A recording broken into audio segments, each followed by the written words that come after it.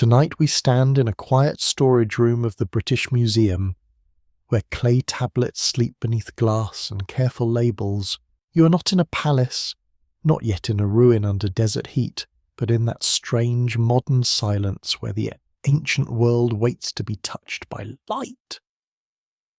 In the 19th century, when excavators began lifting cuneiform tablets from the buried cities of Mesopotamia, scholars realized something unsettling. Humanity had written down stories far older than many expected, and those stories did not begin with comfort, they began with loss. Professor Samuel Noah Kramer, working with Sumerian literature through major university collections, helped show how deep these traditions reached. The University of Pennsylvania Museum still preserves tablets from Nippur, one of the sacred cities of ancient Sumer, where records confirm that these tablets speak of gods, kings, floods, creation, labour, and forgotten beginnings. They do not simply tell you what happened, they make you feel that something has already been taken away. So, before you get comfortable, take a moment to like the video and subscribe. But only if you genuinely enjoy what I do here. And as the night settles around you, write your location and local time below, because somewhere, under a different sky, another listener is entering the same darkness with you. You begin with a question that feels older than language. Why was humanity forbidden from remembering the first golden age? Not merely why was paradise lost, because that's the easier story. The deeper question is stranger. Why does the memory of paradise appear broken, scattered, and sealed behind symbols? You can almost smell the museum air, dry as paper and faintly metallic. The tablets are small, brown, and easily overlooked by the hurried visitors.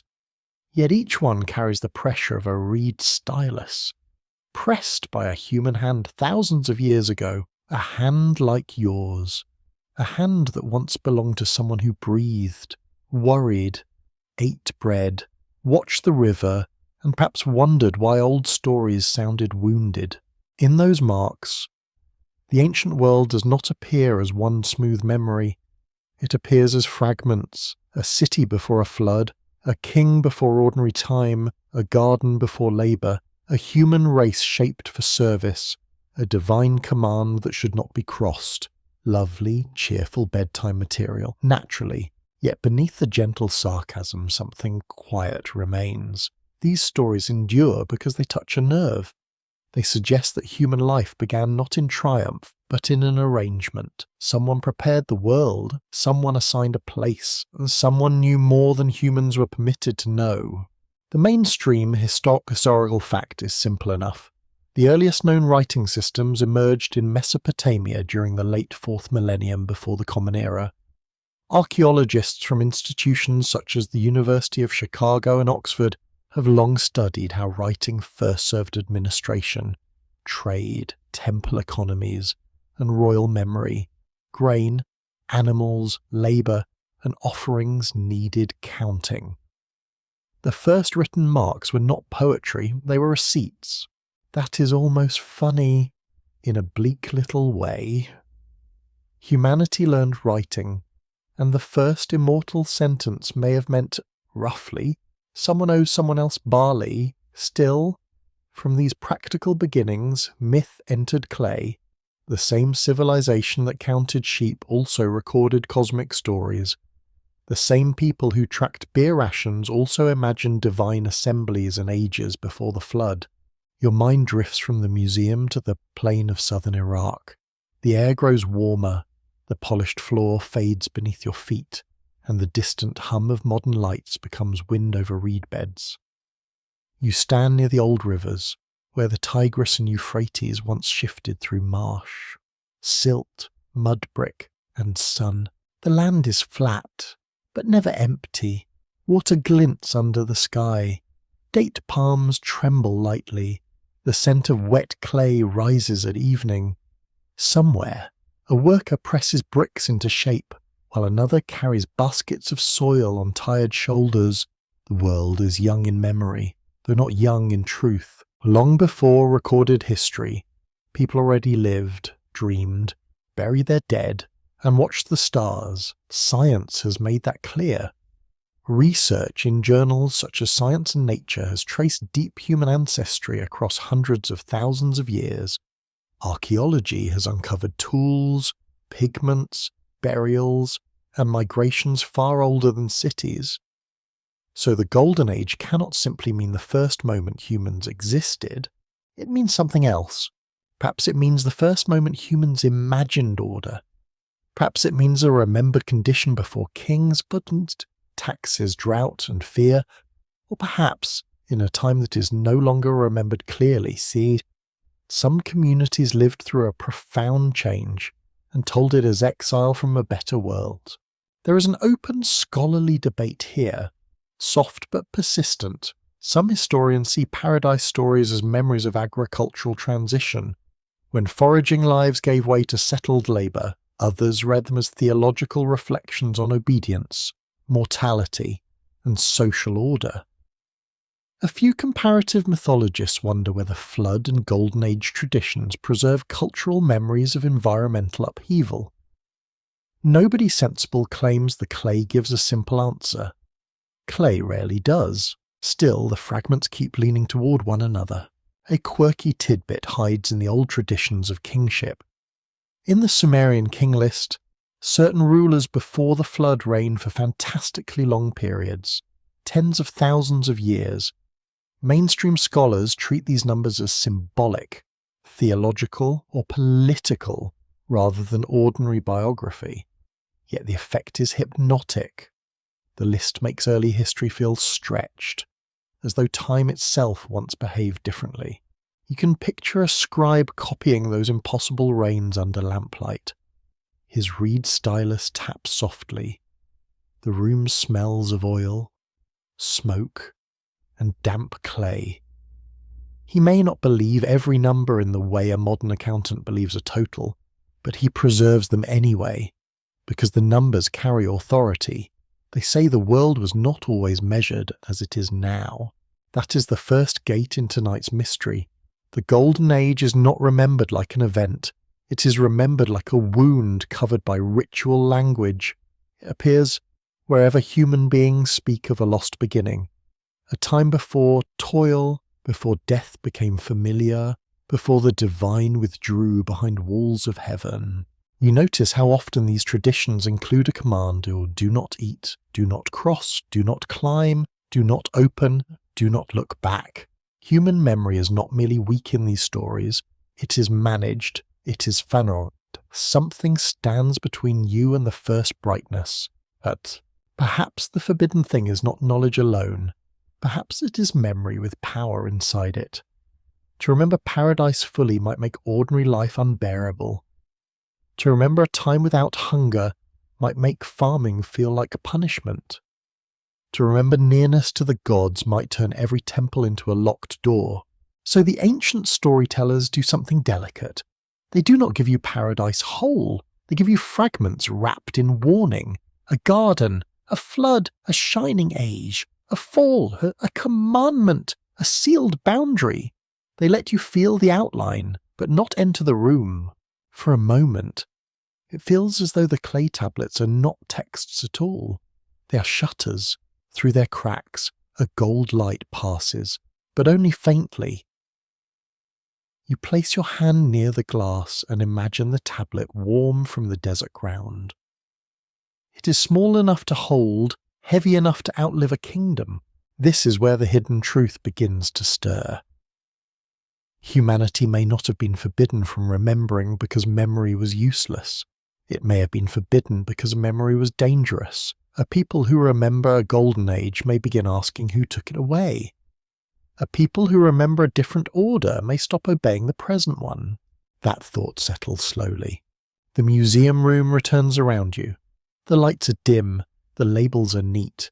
The ancient clay remains still, offering no final confession. Yet somewhere behind those wedge-shaped signs, the first golden age waits like a dream you almost recall upon waking.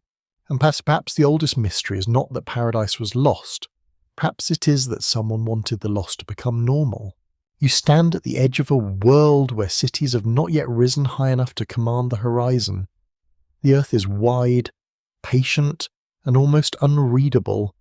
There are no royal inscriptions on baked brick, no carved victories on palace walls, no scribes leaning over tablets to preserve the names of men who fear being forgotten. There is only land, sky, water, and the soft persistence of human footsteps. The morning air smells of river mud, crushed reeds, mist gathers low over the wet places, turning distant trees into pale shapes. Birds move through the haze with sudden cries, and the sound carries strangely far. You feel cool dampness on your ankles. Somewhere nearby, a small fire gives off smoke that smells of wood, ash, and last night's meal. This is not paradise in the jewelled way later poets imagine it. It is not paved with gold or guarded by shining gates. It is older, quieter, and more uncertain. It is a world of gathering, of fishing, watching, listening, and moving when the land asks movement. People know the seasons through their skin. They read the clouds without naming science. They measure time by ripening plants, animal tracks, moonlight, hunger, and birth. Archaeology gives this world a firm foundation. Researchers at Oxford, Cambridge, and major American universities have studied the long transition from mobile foraging communities to settled village life in the ancient Near East.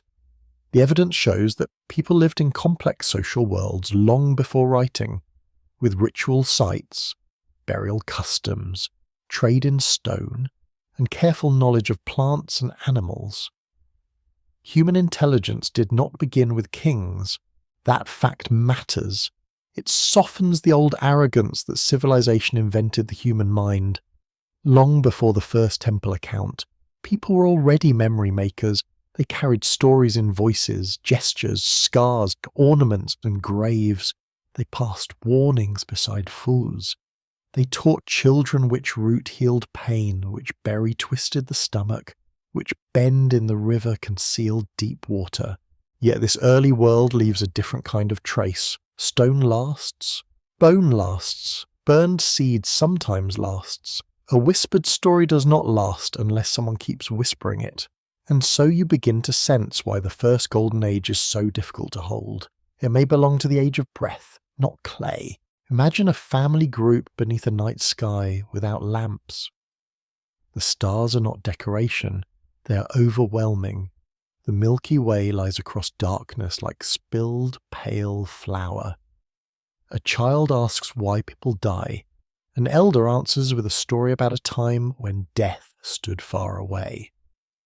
Another listener smiles, perhaps sadly, because old people often place perfection somewhere unreachable.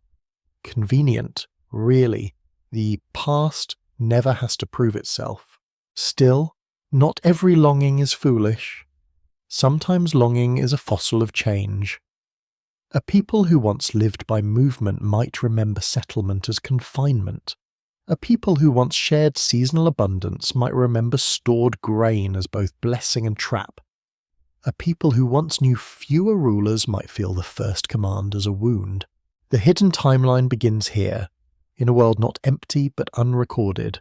Long before recorded history, human communities crossed landscapes that later kingdoms would claim as sacred. They camped near rivers that later priests would bless. They buried their dead in soil that later farmers would plough. They knew the land intimately so, yet they did not leave behind a single written explanation of themselves. The silence is not absence, it is a locked room. Your feet move across dry ground now, away from the marsh edge. The sun rises, warming your shoulders. Dust clings lightly to your skin. In the distance, a low rise breaks the plain. It might become a shrine one day. It might become a village.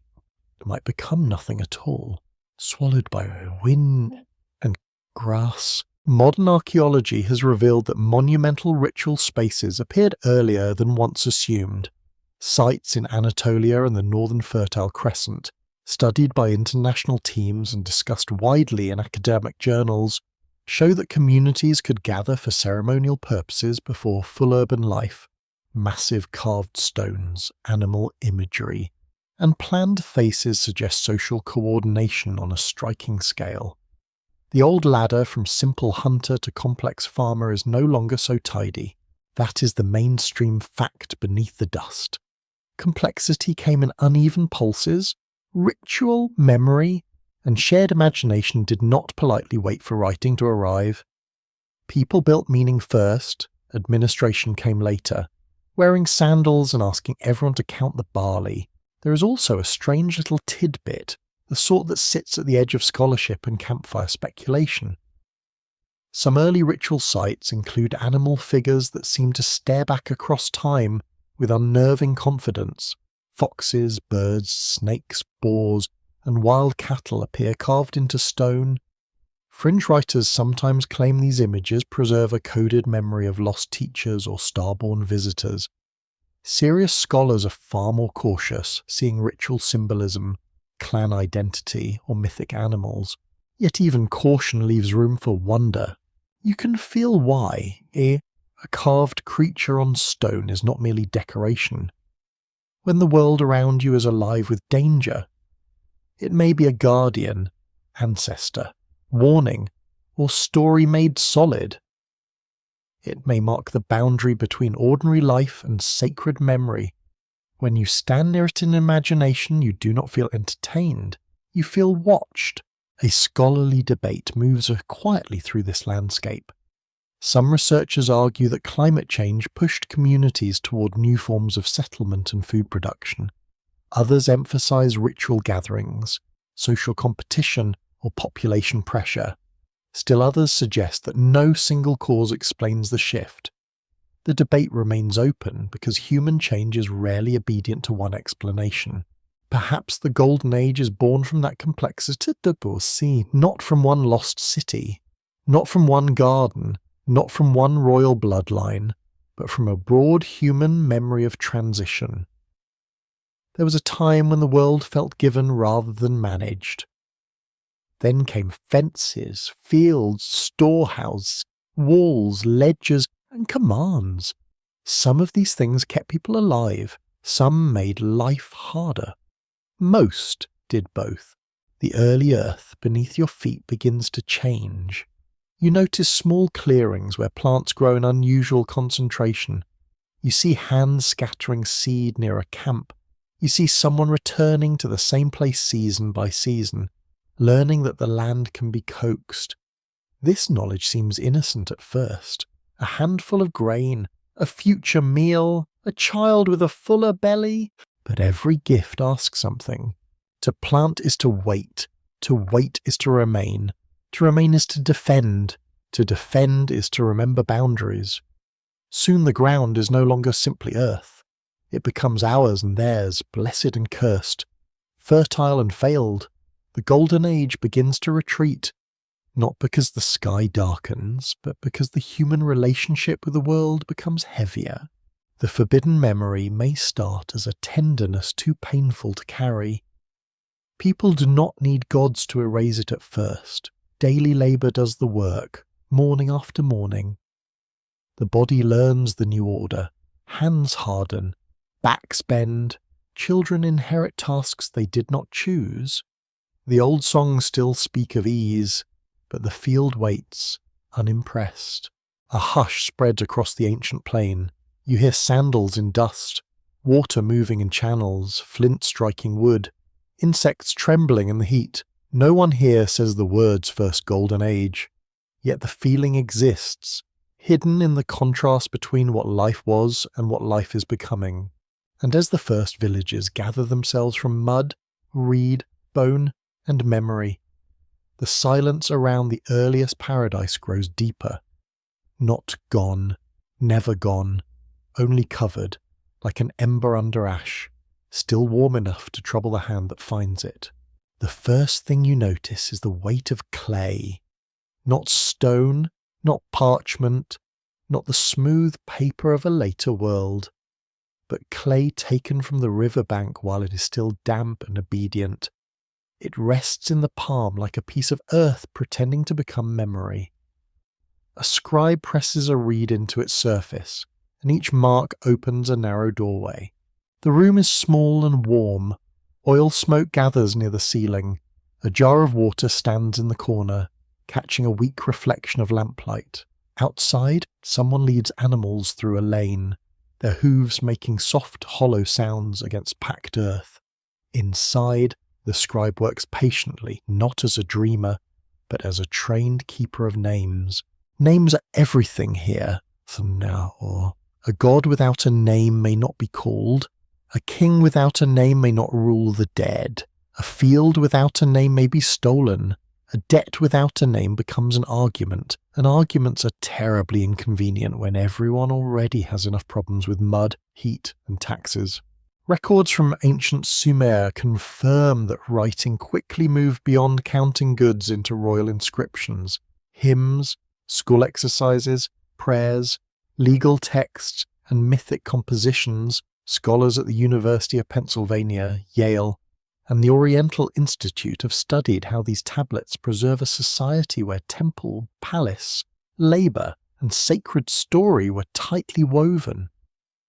The earliest written world is not silent, it is crowded with voices. Yet the voices do not speak plainly about the beginning, they circle it, they approach through lists, hymns, and broken tales. One tablet names cities that received kingship before the flood. Another tells of gods arranging the world. Another speaks of humans formed to bear burdens. Another preserves divine names that seem older than any human dynasty. You lean closer in imagination, watching the wedge-shaped marks fill the clay. The scribe does not write for you. He writes for a school, a temple, an official, a god, a king, or perhaps a teacher with very little patience. Still, across thousands of years, the tablet survives. The scribe's hand vanishes. The pressure remains. This is where the lost names begin to matter. In many ancient traditions, the first golden age is not remembered as a private dream. It is remembered through beings who stand above humanity, arrange creation, distribute knowledge, and sometimes withdraw it. The names vary by culture. The pattern does not vanish. In Sumerian literature, divine powers are organized with striking care.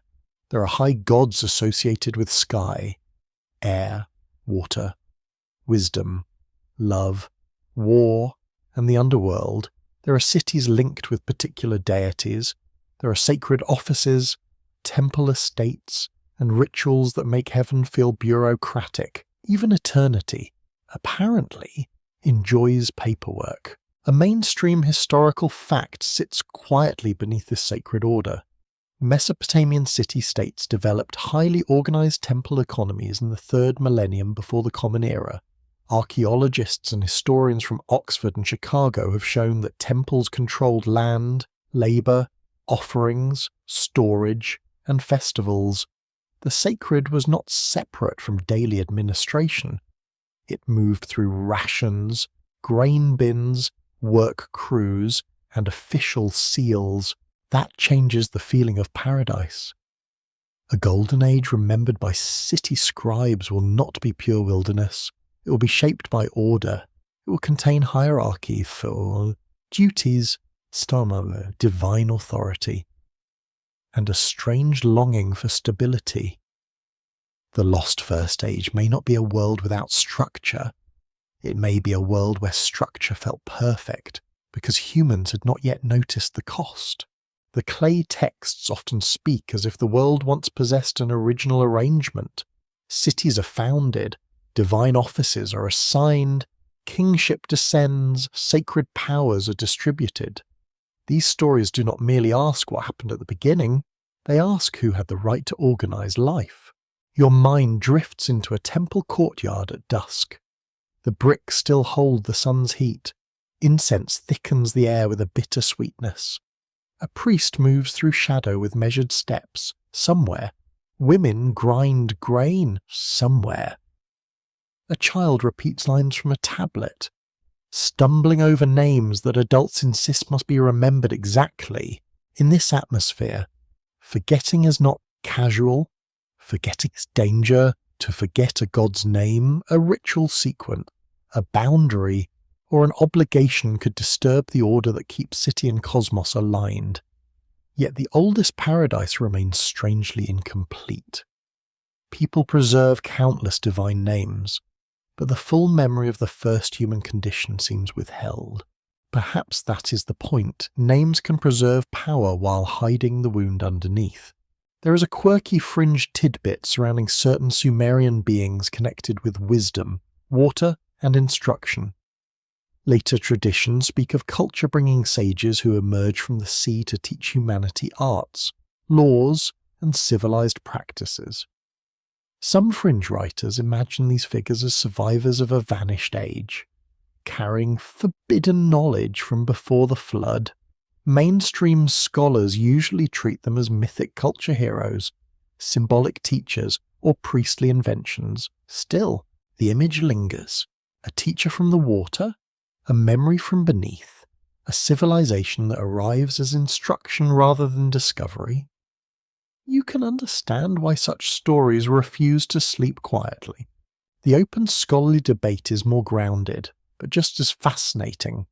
Specialists disagree over how much Mesopotamian myths preserve older oral traditions from prehistoric communities. Some see deep continuity reaching back before urbanization. Others caution that written versions reflect the concerns of scribal schools, kings, and temple elites. The debate remains alive because texts are both windows and mirrors. They reveal the past, but they also reflect the hands that copied them. So you listen carefully. The tablets are not pure recordings of humanity's childhood. They are edited memories. They are organized memories. They are memories that passed through institutions powerful enough to decide which names survived. That thought cools the room. A forbidden golden age does not need to be erased completely. It only needs to be translated into forms that serve the present. The age of ease becomes the age of proper divine rule. The age of nearness becomes the age when humans knew their place. The age before suffering becomes the age before disobedience, noise, or improper ambition. In the old clay, humanity often appears late. The gods exist first, the cosmic order exists first, labor exists as a problem before humans are made to solve it. That is a heavy little detail. It suggests that in some traditions, human beings enter the world not as honoured heirs, but as useful actors. You feel the reed stylus press again, a mark for God, a mark for king, a mark for worker, a mark for offering. The system grows visible, line by line, like a net lifted from dark water. It catches names, duties, origins, and fears. What name was missing from the net? Perhaps the true name of the Golden Age was never written. Perhaps it belonged to oral memory, to songs sung before kingship, to stories told in camps and early villages, to old women sorting herbs beside the fire. Perhaps when scribes finally captured the past in clay, the first paradise had already been reshaped by temple logic. That does not make the tablets false, it makes them human, and human memory is rarely a clear pool. It is a river carrying silt, bone, seed, and broken pottery through the dark. The scribe finishes his work. He sets the tablet aside to dry. Outside, the city breathes in the evening heat. People bargain, pray, complain, laugh, sweat, and whisper. Above them, divine names gather like for stars no one dares rearrange. You hold the imagined tablet one last time. It is only clay, yet it has outlived empires. Its marks preserve what powerful people wanted remembered, and perhaps what they could not fully suppress, somewhere inside those names, behind gods and kings and official beginnings. The first golden age remains present as a missing word. Not silence, a missing word. Rain begins as a rumour above the river plain. At first it is only a scent, a bruised greenness in the air, mixed with warm mud and distant reeds. Then the sky lowers, the light turns the colour of old bronze, birds lift suddenly from the marshes. and somewhere beyond the huts, dogs begin to bark at nothing they can understand. You stand near the banks of a swelling river, watching the water climb by the width of a hand, then a foot, then a child's height. The people around you know ordinary floods. They live with them. Rivers feed fields, fill canals, soften earth, and leave dark silt behind like a blessing. But this water feels different. It does not arrive as a season. It arrives like a verdict. In ancient Mesopotamia, flood stories are among the most haunting memories preserved in literature. The tale of a great deluge appears in Sumerian and Akkadian traditions, including the story of Ziusudra, the Atrahasis epic, and the flood episode within the Epic of Gilgamesh. Scholars at Yale, Oxford, and the University of Chicago have studied these texts as part of the oldest written reflections on catastrophe, divine decision, survival, and human fragility. The mainstream historical fact beneath the myth is firm, though not simple. Archaeologists have found evidence of local flood deposits at several ancient Mesopotamian sites, including places associated with early urban life. These deposits do not prove a single world covering flood. They do show that destructive river events shaped real communities. A devastating flood can become cosmic when it swallows everything a person knows. That is how memory enlarges disaster. A village disappears, and to the survivors, the world has ended. A field drowns, and the future drowns with it. A family climbs to a roof, hearing animals cry in the dark, and the ordinary river becomes something ancient and merciless. Water keeps no diary, it removes the evidence. The garden behind the flood is not always named artistically, but you sense it in the structure of the stories. There is an earlier condition, there is divine displeasure, there is a warning given to one chosen survivor, there is a vessel, an ark, a boat, sealed refuge. Then the waters rise, and when they withdraw, the world is no longer the same. You can feel the symbolic force of that sequence. The flood does not only kill, it edits. It separates a before from an after. It makes the past unreachable, except through fragments preserved by one family, one hero, one priestly line, or one carefully guarded tale. The flood becomes the perfect explanation for why humanity remembers paradise only in broken pieces.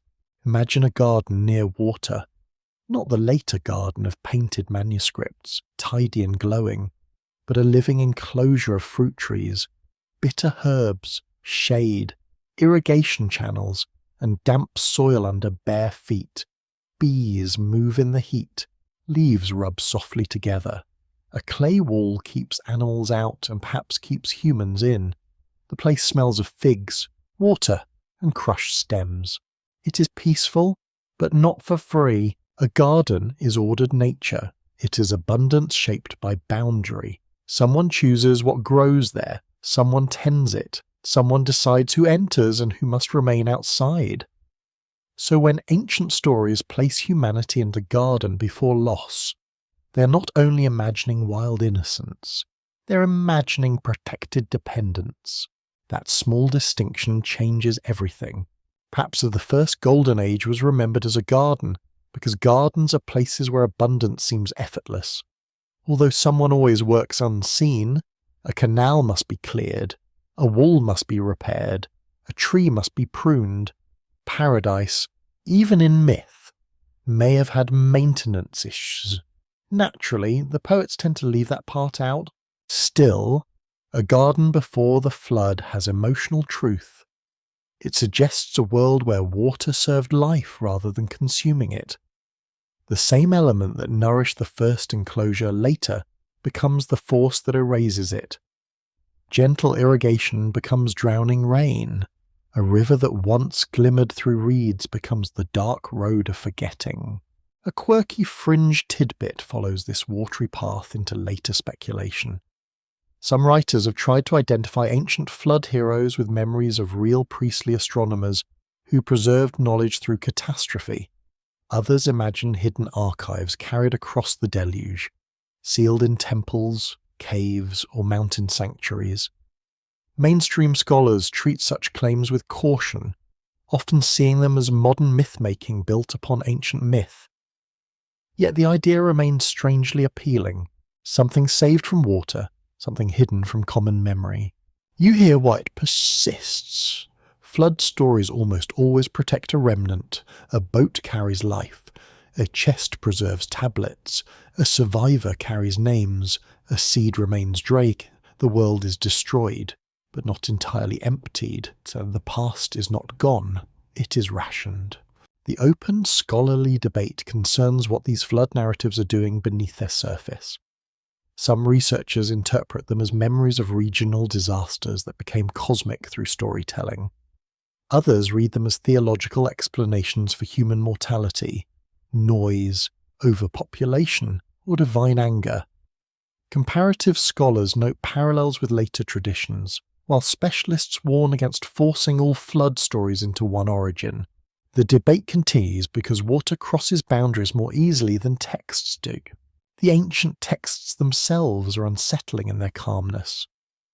In the Atrahasis tradition, humanity becomes too noisy, disturbing the divine realm. The gods first reduce the human population through hardship, then choose the flood as a more final answer. It is a grim thought, delivered with the administrative chill of a council meeting. Apparently even heaven has neighbours who complain. Yet beneath that strange divine irritation lies a deeper fear. Human beings multiply. Human beings speak. Human beings remember. Human beings become difficult to manage. If the First Order was controlled, then the growth of humanity threatens control. The flood becomes not only punishment, but reset. You stand now under heavier rain. The ground softens around your feet. Someone shouts from a doorway, someone else gathers children, tools, baskets, and a small household god wrapped in cloth. The water moves into the lane with quiet confidence. It does not rage at first. It simply enters. That is the frightening part.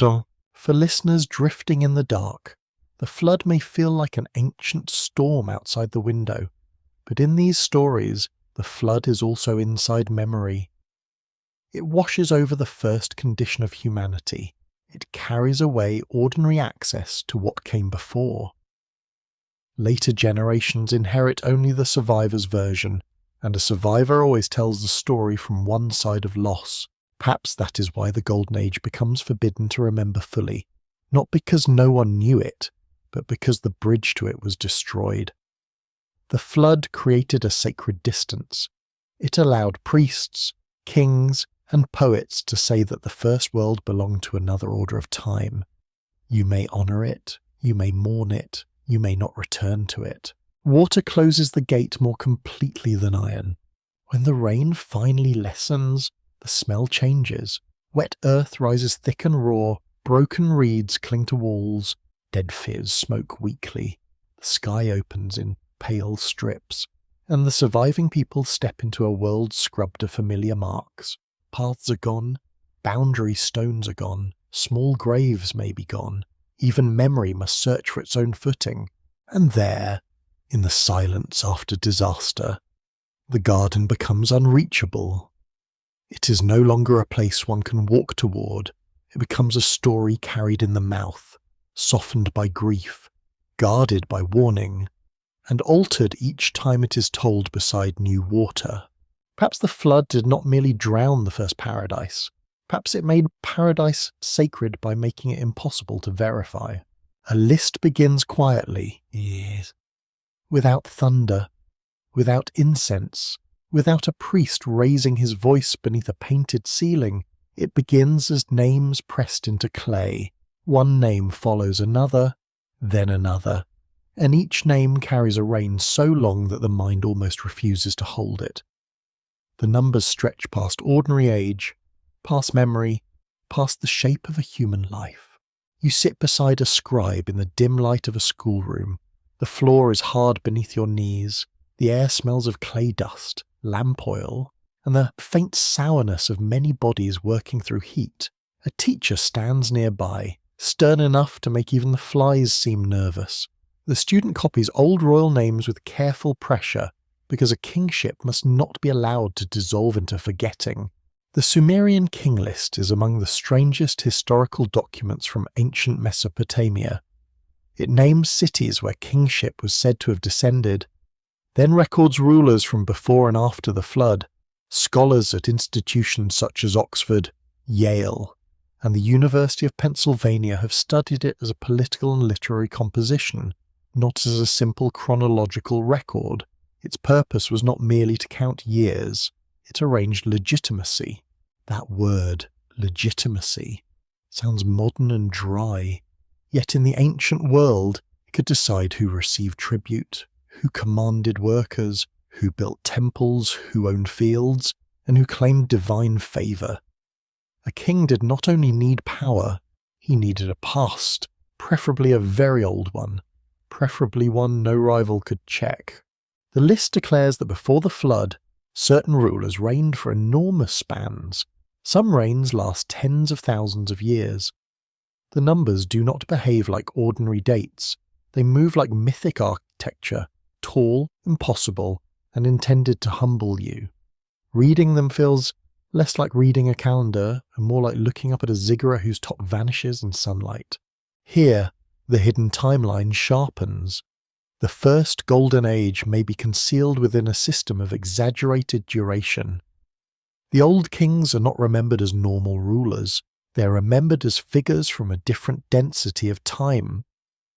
Their lives seem to belong to an age before mortality became strict, before the human body was measured by familiar limits. You can hear the stylus scratch softly. The student hesitates over a number. Perhaps he knows it is impossible. Perhaps he does not care. Numbers in sacred tradition do more than count. They create atmosphere. They tell you whether you are dealing with an account, a warning, a boast, or a memory that has become too large for common speech. A mainstream historical fact, it helps steady the imagination. Ancient Near Eastern king lists often served political purposes by connecting later rulers to prestigious earlier lines. Historians have shown that such lists could smooth over rival dynasties, rearrange succession, and present kingship as a single sacred institution moving from city to city. The Sumerian king list makes history appear orderly, even when real politics was probably messy, violent, and deeply inconvenient. That is the quiet trick. The list does not simply remember, it disciplines memory. It gathers many local pasts into one grand sequence, as though kingship itself were a divine object passed from hand to hand. The first golden age becomes not a free human beginning, but the earliest phase of royal order. You step outside the schoolroom in your mind, into a city of mud brick walls and narrow lanes. Heat gathers between buildings. Donkeys complain in the distance with the confidence of creatures who know no empire can truly summon them. Workers carry baskets. Priests move toward the temple. Children chase one another through dust, already living beneath names copied from older clay. Above this ordinary life hangs an impossible ancestry. Before this city, another city held kingship. Before that one, another, before the flood. Kings ruled for spans beyond reason. Such claims make the present feel small, but also protected. The city may suffer drought, invasion, and debt. Yet it belongs to a story that reaches beyond the flood. There is a quirky tidbit hidden in the mathematics of these reigns. Some of the pre-flood numbers use units and multiples that may have carried symbolic meaning in the Mesopotamian numerical system. Later readers, including fringe theorists, have treated the huge lifespans as evidence of non-human rulers, altered time, or a lost race. Most scholars prefer political, theological, and numerological explanations. Still, the effect is deliberately uncanny. Uncanny is the right word. These reigns make you feel that the first age cannot be approached directly. It must be reached through numbers that seem to shimmer and distort. The list does not show you the golden age itself. It shows you its shadow, elongated across the clay. An open scholarly debate continues around how to interpret these pre-flood rulers. Some specialists view them as legendary memories attached to ancient cities. Others see them as theological symbols of kingship before cosmic catastrophe. Some propose that the list transforms local traditions into a unified political myth. The argument remains open because the text is both precise and impossible, which is a very ancient way of being difficult. What matters for the forbidden memory is not whether the numbers are literal, it is what they protect. By making early rulers impossibly long-lived, the list places them beyond comparison. You cannot accuse them as ordinary men. You cannot easily question their authority. They belong to a time before the rules you know. This is how a golden age can be hidden in plain sight. It is not erased, it is magnified until no one can touch it. The past becomes so immense that human hands fall away from it. You may recite it, you may honour it, you may not examine it too closely. Perhaps the prohibition against remembering was never phrased as a simple command. Perhaps it worked through awe. The listener hears of kings who reigned for ages, cities chosen by heaven, floods that reset the world, and divine decisions made beyond human appeal. The listener learns to bow before the past rather than investigate it. That is a softer prison. The scribe copies another name. The marks are small, but the claim is vast. A city receives kingship, a ruler reigns, another follows, then the flood comes. Afterward, kingship descends again, as though heaven has reopened business with revised paperwork. Humanity survives, but not as the keeper of the first order. Humanity survives under renewed supervision. You feel the unease inside that arrangement. If kingship existed before the flood, then hierarchy is older than ordinary humanity remembers. If divine rule preceded catastrophe and hits, then the Golden Age was not merely a time of innocence, it was a time of command. And if those commands are preserved only through royal lists, then the memory has passed through the hands of power. The sun lowers over the city, the tablet dries. A student flexes his aching fingers and hopes the teacher does not notice a mistake. Outside, the temple shadow lengthens across the street, cooling the bricks one narrow line at a time. People return from fields, workshops, and canals, carrying the day's fatigue into evening. The list remains. It waits on clay, calm and impossible. Its kings reign too long. Its cities receive authority from somewhere above history. Its flood divides the world like a blade drawn slowly through time, and somewhere inside those numbers, perhaps, the first golden age is preserved as something no ordinary person is allowed to remember naturally. Only recite it, only obey it, only inherit the shape of it through names too old to question. A door opens beneath the earth, and cool air breathes upward from a chamber where no sunlight enters. You descend by lamplight, one step at a time, with your hand near a wall that feels rough, damp, and older than comfort. The flame trembles, shadows lean and withdraw. Somewhere far above, the city continues with its ordinary noise. But here the world narrows to stone, breath, and secrecy. This is the place where knowledge begins to feel watched. In ancient stories, wisdom rarely arrives as a harmless gift. It comes through figures who cross boundaries, gods who pity humans, spirits who instruct, sages who appear from strange waters, or watchers who look too closely at the human world. Knowledge may heal, build, measure, count, sing, and remember, but it may also disturb the order that keeps heaven above and humanity below. You sense that old anxiety in many traditions. Someone teaches humans what they were not meant to know. Metalworking, medicine, writing, astronomy, charms, sacred speech, the arts of beauty, the arts of war, the calendar, the secret names of things. Every useful craft carries a shadow because power never arrives alone. a mainstream historical fact stands behind this theme.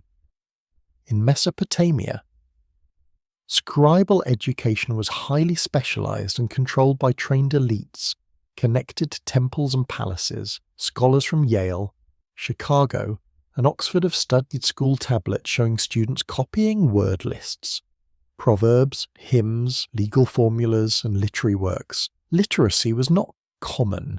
It was guarded through training, discipline, and institutional authority. That matters because forbidden memory is not only mythic, it is social. When only a few people can read the old words, the past belongs to those few. They become keepers of divine names, royal claims, contracts, omens, and origin stories. They decide how memory is pronounced. They decide which version sits in the archive. The lamp beside you gives a thin golden light. It smells of hot oil and smoke. On a shelf, tablets rest in rows, not grand or glittering, just small blocks of hardened earth. A person could break one by accident. A kingdom could depend on it anyway.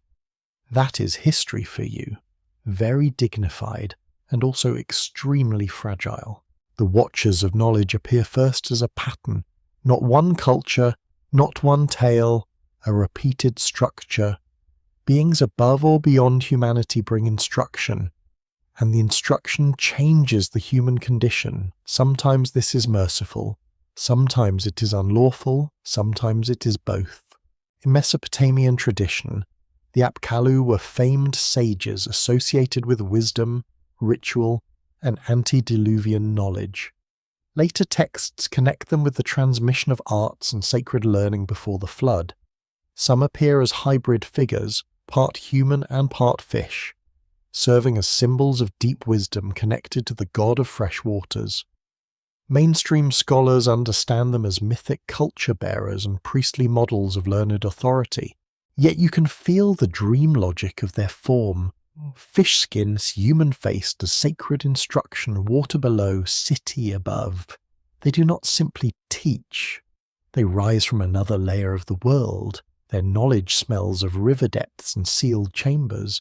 It belongs to a before that is not fully open to ordinary humans. A quirky fringe tidbit clings to these figures like wet clay. Modern speculative writers have imagined the fish sages as memories of survivors from a drowned civilization, or even visitors from beyond the earth. Serious historians do not accept such claims as evidence. Still, the fringe reading reveals something psychologically true. The images feel like knowledge arriving from elsewhere, and elsewhere is always tempting. You walk deeper into the underground room. A bell sounds faintly above, perhaps from a temple court, perhaps from an animal's harness. The sound trembles through the ceiling and fades. You imagine a student learning signs by repetition, his fingers cramped thick, his patience thin, while his teacher insists that sacred words must be copied without error. Memory here is not spontaneous, it is drilled. That is how the first golden age can be kept distant, not by total alliance, but by trained access. The old stories exist, yet they require interpreters. The divine names exist, yet they require priests. The rituals exist, yet they require correct performance. The deeper memory is not denied, it is placed behind procedure. There is an open, scholarly debate about how ancient societies understood the origin of specialized knowledge. Some researchers emphasize practical invention and gradual development. Others study how myths attribute skills to divine beings in order to make institutions sacred.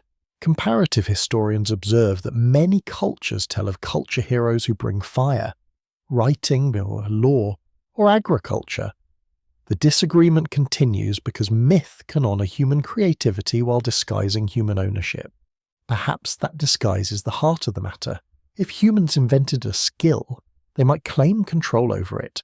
If a god gave the skill, then priests and rulers could regulate it as sacred property. If a forbidden being taught it, then the skill carries guilt. A memory wrapped in guilt is easier to govern. You feel the chill of the chamber more sharply now. The wall under your palm is uneven. It presses back against your skin. In the silence, knowledge no longer feels like a bright torch raised in triumph. It feels like a key that may open the wrong door. Ancient stories often warn that wisdom changes the one who receives it. The human who learns divine secrets is no longer simple. He or she becomes restless. Questions multiply. Why do humans labour? Why do kings command? Why must death remain final? Why was the First Order lost? These are not safe questions in a world built on obedience. The Watchers then are troubling because they do not merely give tools, they awaken comparison. A person who knows there was another arrangement can judge the present one. A person who learns the movements of stars may question omens sold by officials. A person who knows medicine may bargain with death. A person who learns writing may preserve a memory that power would prefer to soften. No wonder the teachers are watched. The pattern appears beyond Mesopotamia as well. Greek myth tells of Prometheus bringing fire to humanity and suffering punishment. Later Jewish traditions speak of heavenly watchers teaching forbidden arts and corrupting the earth. Egyptian stories guard sacred names and magical knowledge with priestly care. In each case, knowledge is precious, but never innocent. It must be licensed by heaven, temple, or tradition. For a moment, you hear the scratch of a reed stylus as if it were a whisper. The sound is small, yet it divides worlds. One mark can turn speech into property.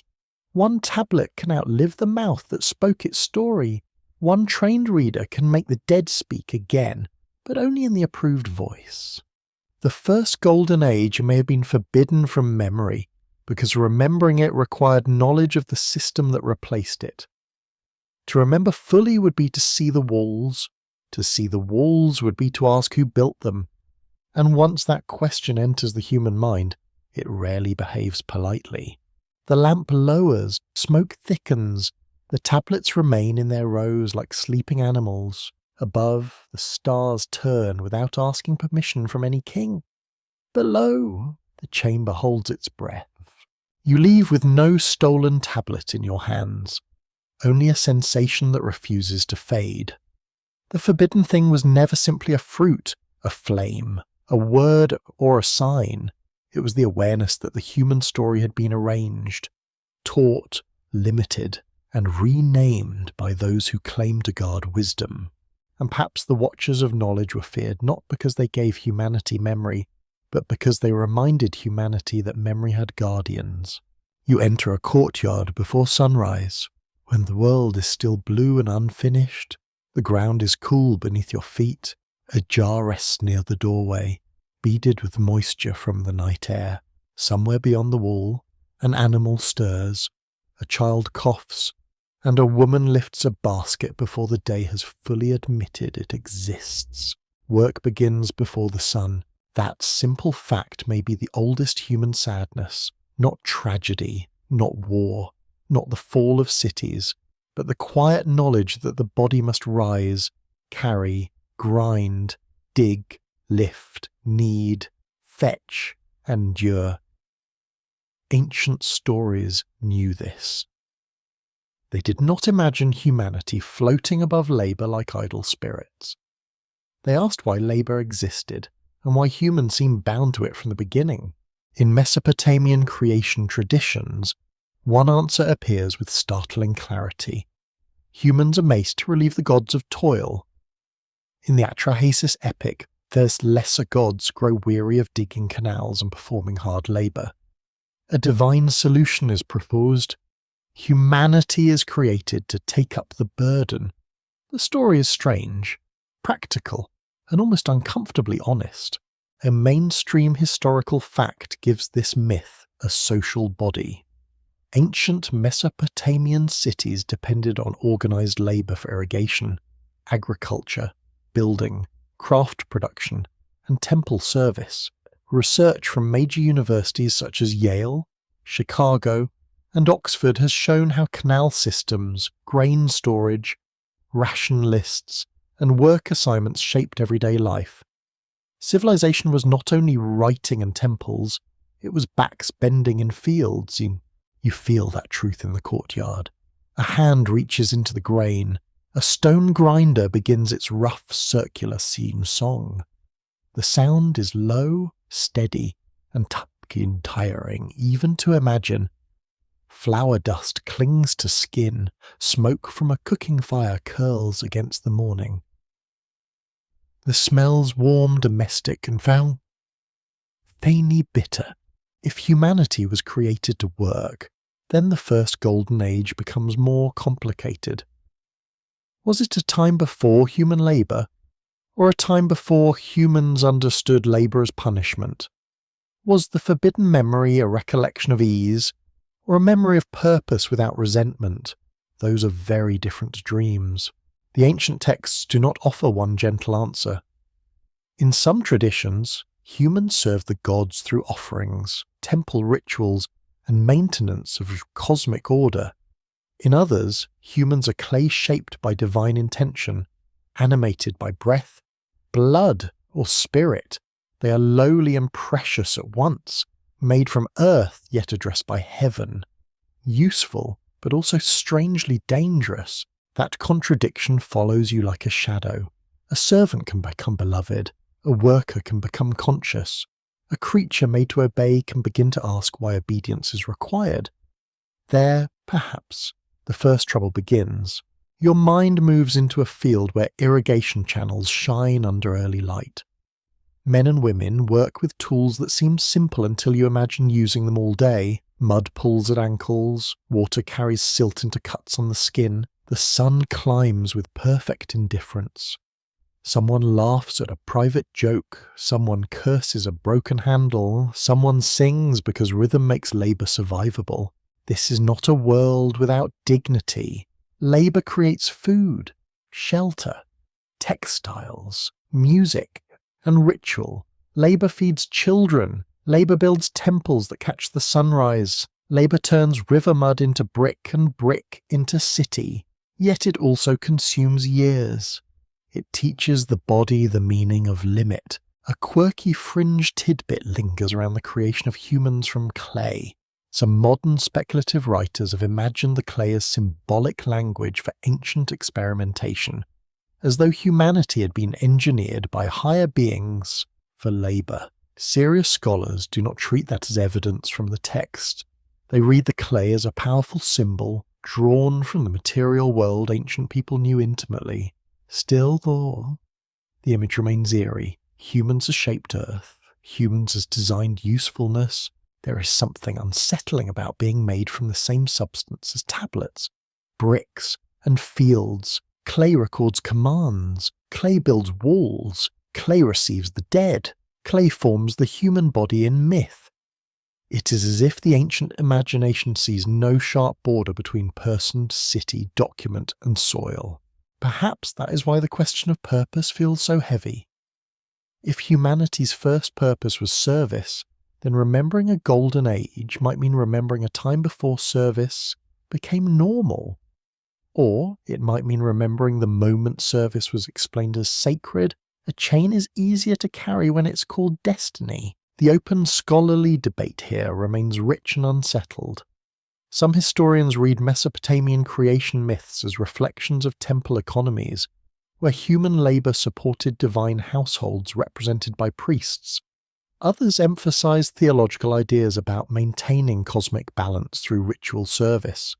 Comparative scholars note that many societies imagined humans as placed between animals and gods, carrying duties that define their position. The debate continues because myth speaks with several voices at once. You pause beside a storehouse. It smells of grain, dust, woven reed, and mice that have clearly not read the regulations. A seal impression marks a lump of clay at the door. Inside are baskets, measures, and records of what has been gathered. Stored food protects a community from famine, but it also creates accounting, ownership, hierarchy, and theft. Again, the gift has teeth. The first golden age may have been remembered as a time before the storehouse, before food became numbers and labour became entries. But memory may have been forbidden, because such remembrance could loosen the foundation of order. A worker who remembers being born free may work differently. A farmer who remembers abundance without taxation may look at the temple gate with narrowed eyes. Yet perhaps that reading is too sharp. Ancient people were not merely victims of their own systems. They built communities with astonishing skill. They cooperated, adapted, created songs, shared festivals, loved their children, honoured the dead, and found meaning in patterns of service. The Golden Age may not be a political accusation only. It may also be a tender grief for a world where work, worship, and survival had not yet separated into burdens. You hear a priest reciting near the temple steps. His voice rises slowly, even gently. The city around him wakes in layers.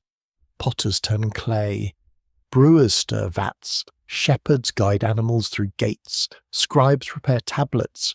The god's house requires offerings, and the human houses require bread. Heaven and hunger both have schedules. It would be convenient to blame everything on divine command.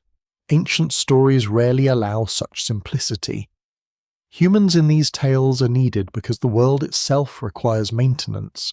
Canals clog, fields dry, temples crumble, rituals must be repeated, memory must be refreshed. Creation is not a single act, it is a task that never ends. That idea is strangely beautiful. Perhaps humanity's role was not only to serve, but to keep the world from falling back into chaos. To rise each morning was to assist creation. To bake bread was to resist emptiness. To bury the dead was to protect meaning. To remember names was to hold back the dark. Still, the forbidden golden age glows behind the labour like late sunlight through dust. It whispers of a condition where purpose did not feel heavy, where service did not feel imposed, where the human body had not yet become the main tool of the divine and royal order. Maybe that age never existed exactly as imagined. Maybe it was a moral memory, not a place. The sun is high now. Sweat gathers at the necks. The grinding stone continues. The canal water moves slowly between banks shaped by many hands.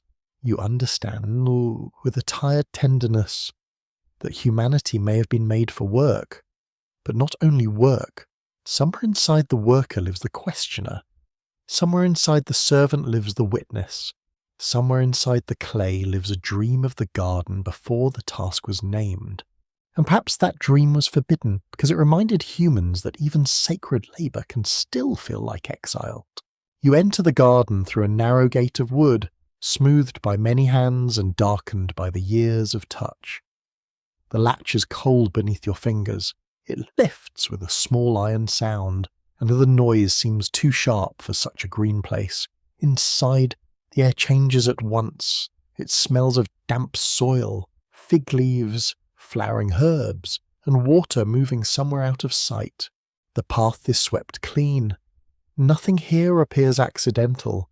Trees stand where someone wanted shade. Vines climb where someone placed supports. Channels guide water with careful patience, dividing the ground into beds of growth and order. Even the wildness seems supervised. A bird calls from a branch, she's then falls permanent. As if remembering the rules, paradise is often imagined as freedom, yet ancient gardens were frequently expressions of control. They were enclosed spaces, irrigated and maintained, places where rulers and temples displayed abundance, beauty, authority, and divine favour. Archaeologists and historians connected with Oxford, Yale, and major American universities have studied how gardens in the ancient Near East reflected power as much as pleasure. A garden was never merely green, it was political. That fact makes the first Golden Age feel less simple. If paradise is a garden, then paradise has a wall. If it has a wall, then someone built it. If someone built it, then someone decided who belonged inside and who did not.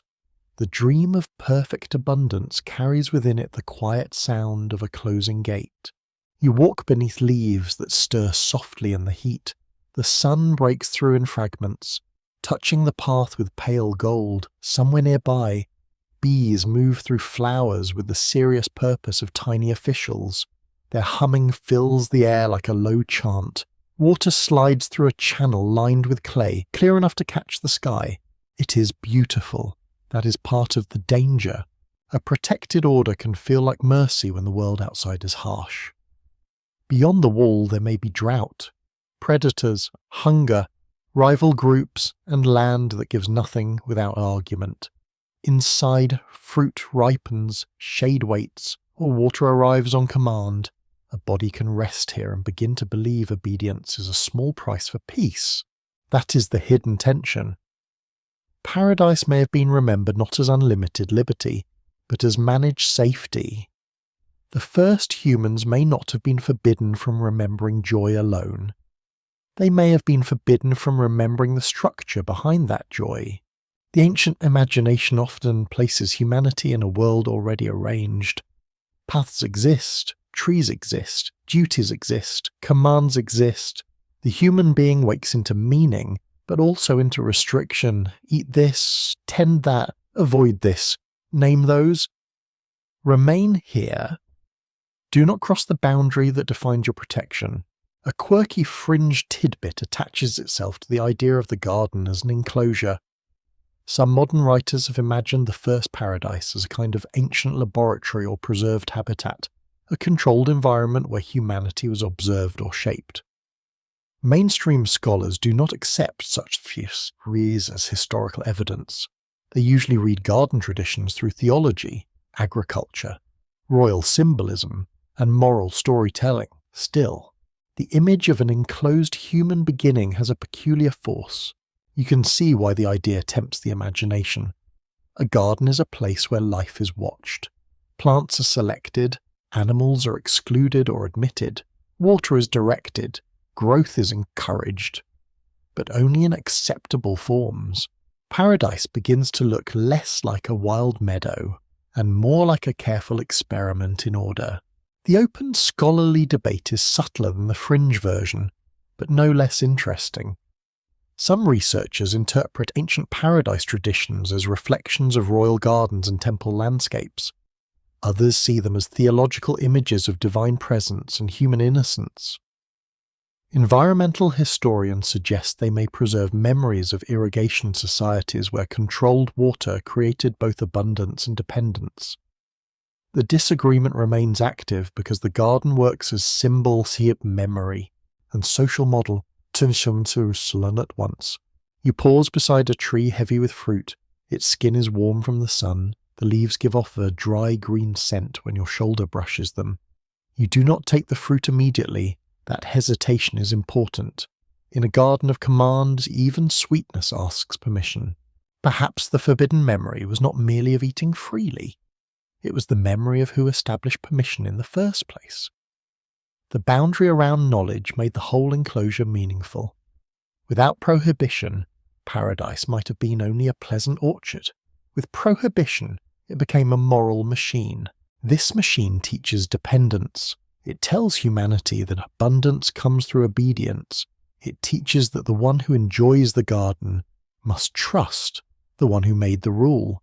It teaches that a question can be more dangerous than hunger, a neat arrangement really very efficient. Yet the story is not only cynical. Ancient people understood that order protects life. A canal without maintenance fails. A field without boundaries is trampled. A storehouse without rules is emptied by the powerful or desperate. A ritual without sequence loses its force. The world needs patterns, or at least humans need them badly enough to call them sacred. The garden, then, is both gift and limit.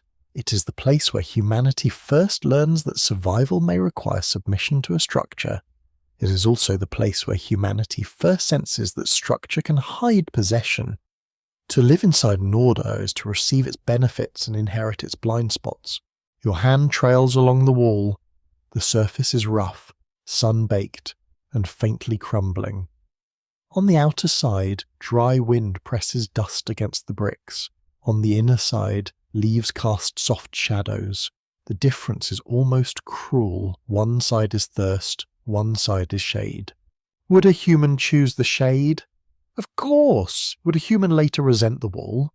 Also, of course, that is the human talent, to be grateful and suspicious in the same breath. The first golden age may have been forbidden from memory because it was not purely innocent. A perfect order may reveal uncomfortable questions when remembered too clearly. Who worked to keep it perfect? Who stood outside its wall? Who named it golden? Who benefited from calling obedience peace? Ancient texts rarely answer these questions directly. They prefer symbols, the tree, the command, the garden, the exile. Yet symbols survive because they can carry what plain speech cannot. They allow a story to say that paradise was real, and that paradise was controlled without forcing the listener to choose too quickly. The air grows heavy with afternoon warmth. Insects pulse in the grass. Water continues its patient course through the channels. The garden does not look hostile. That is precisely why it troubles you. Its beauty makes the rules feel natural. Its shade makes the wall feel kind. Its abundance makes dependence taste like fruit. Perhaps this is how the memory became dangerous. To remember the first golden age fully would be to remember both the sweetness and the enclosure. It would be to know that comfort can become a leash when gratitude is made compulsory. It would be to understand that a protected humanity may also be a contained humanity. The gate behind you remains open, but only slightly beyond it. The outer world waits in dust and glare. But inside, the leaves whisper above the channel water, and the garden seems to breathe as if alive. You do not yet know whether it is sanctuary or cage. Perhaps the ancient storytellers did not know either. They left the answer suspended in the scent of herbs, the coolness of shade, and the small iron sound of the latch. You kneel beside a handful of grain, and the world seems to shrink into seeds. They are small, pale, dry, and almost weightless. Nothing about them announces empire. Nothing about them warns of walls, granaries, calendars, debts, taxes, armies, or the long ache of the human back. They rest in your palm like crumbs of sunlight, quiet and patient. A wind moves over the plain. It carries the scent of dust, wild grass, animal hair, and smoke from a cooking fire. Far away, someone calls to another person across open ground. The sound arrives thin and bright, then fades into the wide morning. You press one seed into the soil with your thumb.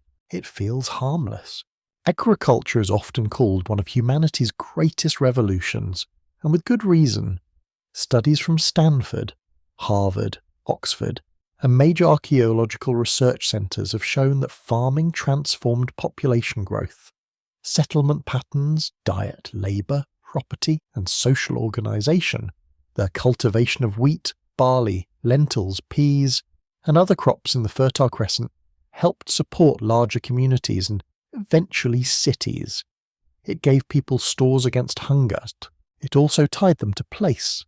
That is the strange bargain inside the seed. It offers tomorrow, but it asks you to remain. A forager can follow ripening seasons across the landscape. A farmer must wait beside the field, watching clouds with hope and suspicion. The soil becomes a promise, and then a demand. Soon, the promise needs guarding. You stand as the seasons pass in a slow dream. The first green shoots appear, fragile as eyelashes. Then the stalks rise. The field changes colour under the sun, from green to pale gold. Hands harvest with stone blades. Baskets fill.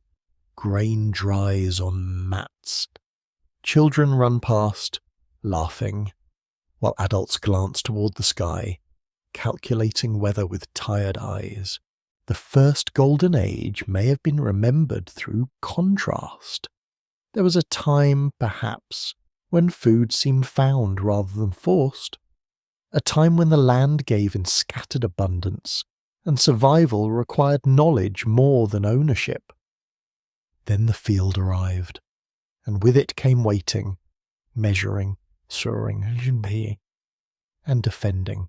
The old stories speak of forbidden knowledge, and grain may be one of its gentlest forms. To plant a seed is to know a secret of time. You place life into darkness and trust that it will return changed. That is beautiful. It is also unsettling, because once humans learn to command growth, they begin to be commanded by growth in return. A mainstream historical fact rests in the bones of early farming communities. Archaeologists have found changes in human skeletons associated with the transition to agriculture, including signs of repetitive labour, dietary stress, and disease in some regions. Research discussed by scholars at universities such as Cambridge and Cornell has explored how settled life could bring both increased food production and new health burdens. Civilization did not arrive as a soft cushion. It arrived carrying tools. One can almost hear some ancient farmer muttering about progress while pulling weeds under a merciless sun. Very impressive. This new age of abundance. Kindly explain it to the aching knees. Yet the story cannot be reduced to complaint. Farming created continuity. It allowed grandparents, parents, and children to live near the same hearths, tend the same fields, and bury their dead close enough to visit. It made memory local. A hill became ancestral. A spring became sacred. A field became inheritance. That may be why forgetting deepened. When people settle, memory attaches itself to land. Older wandering knowledge fades. Distant roots become stories. Seasonal shelters collapse into soil. The world narrows, not because the mind is smaller, but because responsibility grows heavier. The field pulls attention downward. The seed asks for everything. A quirky fringe tidbit grows around ancient grain with surprising persistence. Some speculative writers claim that the sudden spread of agriculture must reflect instruction from lost sages, divine teachers, or vanished civilizations. Serious scholars usually reject such claims, pointing instead to long experimentation, climate shifts, local innovation, and gradual domestication. Still, the fascination reveals how magical agriculture appears when viewed from far away. One day grass is wild. Another day it becomes bread. Of course, see, that change took generations, but myth prefers doors to staircases. A goddess gives grain. A divine being teaches the plough. A culture hero brings seed from a hidden place. These stories compress slow learning into sacred gift, because slow learning is harder to sing beside a fire. The open, scholarly debate surrounding agriculture remains wide and careful. Some researchers emphasize climate instability at the end of the Ice Age. When changing environments encouraged new food strategies, others stress social feasting, ritual gathering, population pressure, or regional experimentation. There is no single tidy cause. Human beings rarely transform their lives for one reason alone. You walk through a village at harvest time. The air is thick with chaff. It clings to hair, lips, eyelashes, and sweat. Stone-grinding tools rasp in steady rhythm. Someone turns grain into flour, flour into dough, dough into bread. The smell of baking rises, warm and comforting, almost enough to make the whole system seem innocent. Bread is persuasive. It fills the hand. It quiets the stomach. It can be shared, stored, offered, taxed, stolen, blessed, and withheld. In that list, the seed completes its transformation from food into structure. What begins as nourishment becomes a center of power. Ancient temples received grain offerings. Palaces counted harvests. Scribes recorded ration. Workers were paid in measures of barley. Beer flowed through social and religious life. Grain became the language of survival and obligation. A person might live by the harvest, yet never fully own the harvest's meaning. Here the forbidden memory sharpens again. The first golden age may have been dangerous because it remembered a world before food became authority. Not before hunger, boy. Certainly not. The older world knew hunger well, but perhaps before hunger was organized by institutions, before full granaries stood behind guarded doors, before the stomach became a tool of obedience, fire joins the grain at evening. You see sparks rising from a hearth as women and men gather near warmth. Bread bakes against clay, smoke smells of straw, dung fuel and charred crust. The night cools, stars appear one by one above the roofs. Children fall asleep before the adults finish speaking. Fire is another ancient gift with a double nature. It cooks, warms, hardens clay, drives away animals, and makes darkness bearable. It also burns fields, homes, and bodies. Like grain, it gives power while requiring discipline. You cannot receive fire casually. You must tend it, feed it, respect it, and fear it a little. Perhaps that this is why so many myths treat civilizing gifts as dangerous. Grain and fire are not only inventions, they are contracts. They teach humanity to manage time, matter, hunger, and risk. They also bind humanity to cycles that feel older than choice. The field must be sown. Sown. The hearth must be fed. The body must return tomorrow and do again what it did today. Over years, repetition becomes normal. Over generations, normal becomes sacred. And when sacred order settles deeply enough, memory of another way begins to sound rebellious, childish, or impossible. You stand at the edge of the harvested field, where cut stalks scratch your ankles. The land looks tired, so do the people, yet baskets of grain stand nearby, and the smell of bread drifts through evening. This is not a simple fall from grace, it is a transformation full of comfort and cost. The forbidden golden age may have faded because grain taught humans to measure the future, while making them forget a past not measured in fields. It may have been sealed away because fire gathered people into permanent circles, while older paths vanished beyond the glow. You hold one last seed between finger and thumb. It is small enough to lose in dust, yet inside it waits the city, the temple, the ration, the feast, the debt, the prayer, and the memory of a freer horizon slowly disappearing behind cultivated gold. You hear language before you see anyone speaking. It rises from behind a wall, soft and rhythmic, like water moving over stones. A man is reciting something slowly. A child repeats it after him, stumbling once, then correcting the sound. The voice is not conversation, it is training. Each syllable is shaped with care, as though the air itself might object to mistakes. The courtyard smells of wax smoke, warm plaster, and crushed herbs drying in shallow baskets. A strip of morning light falls across the ground.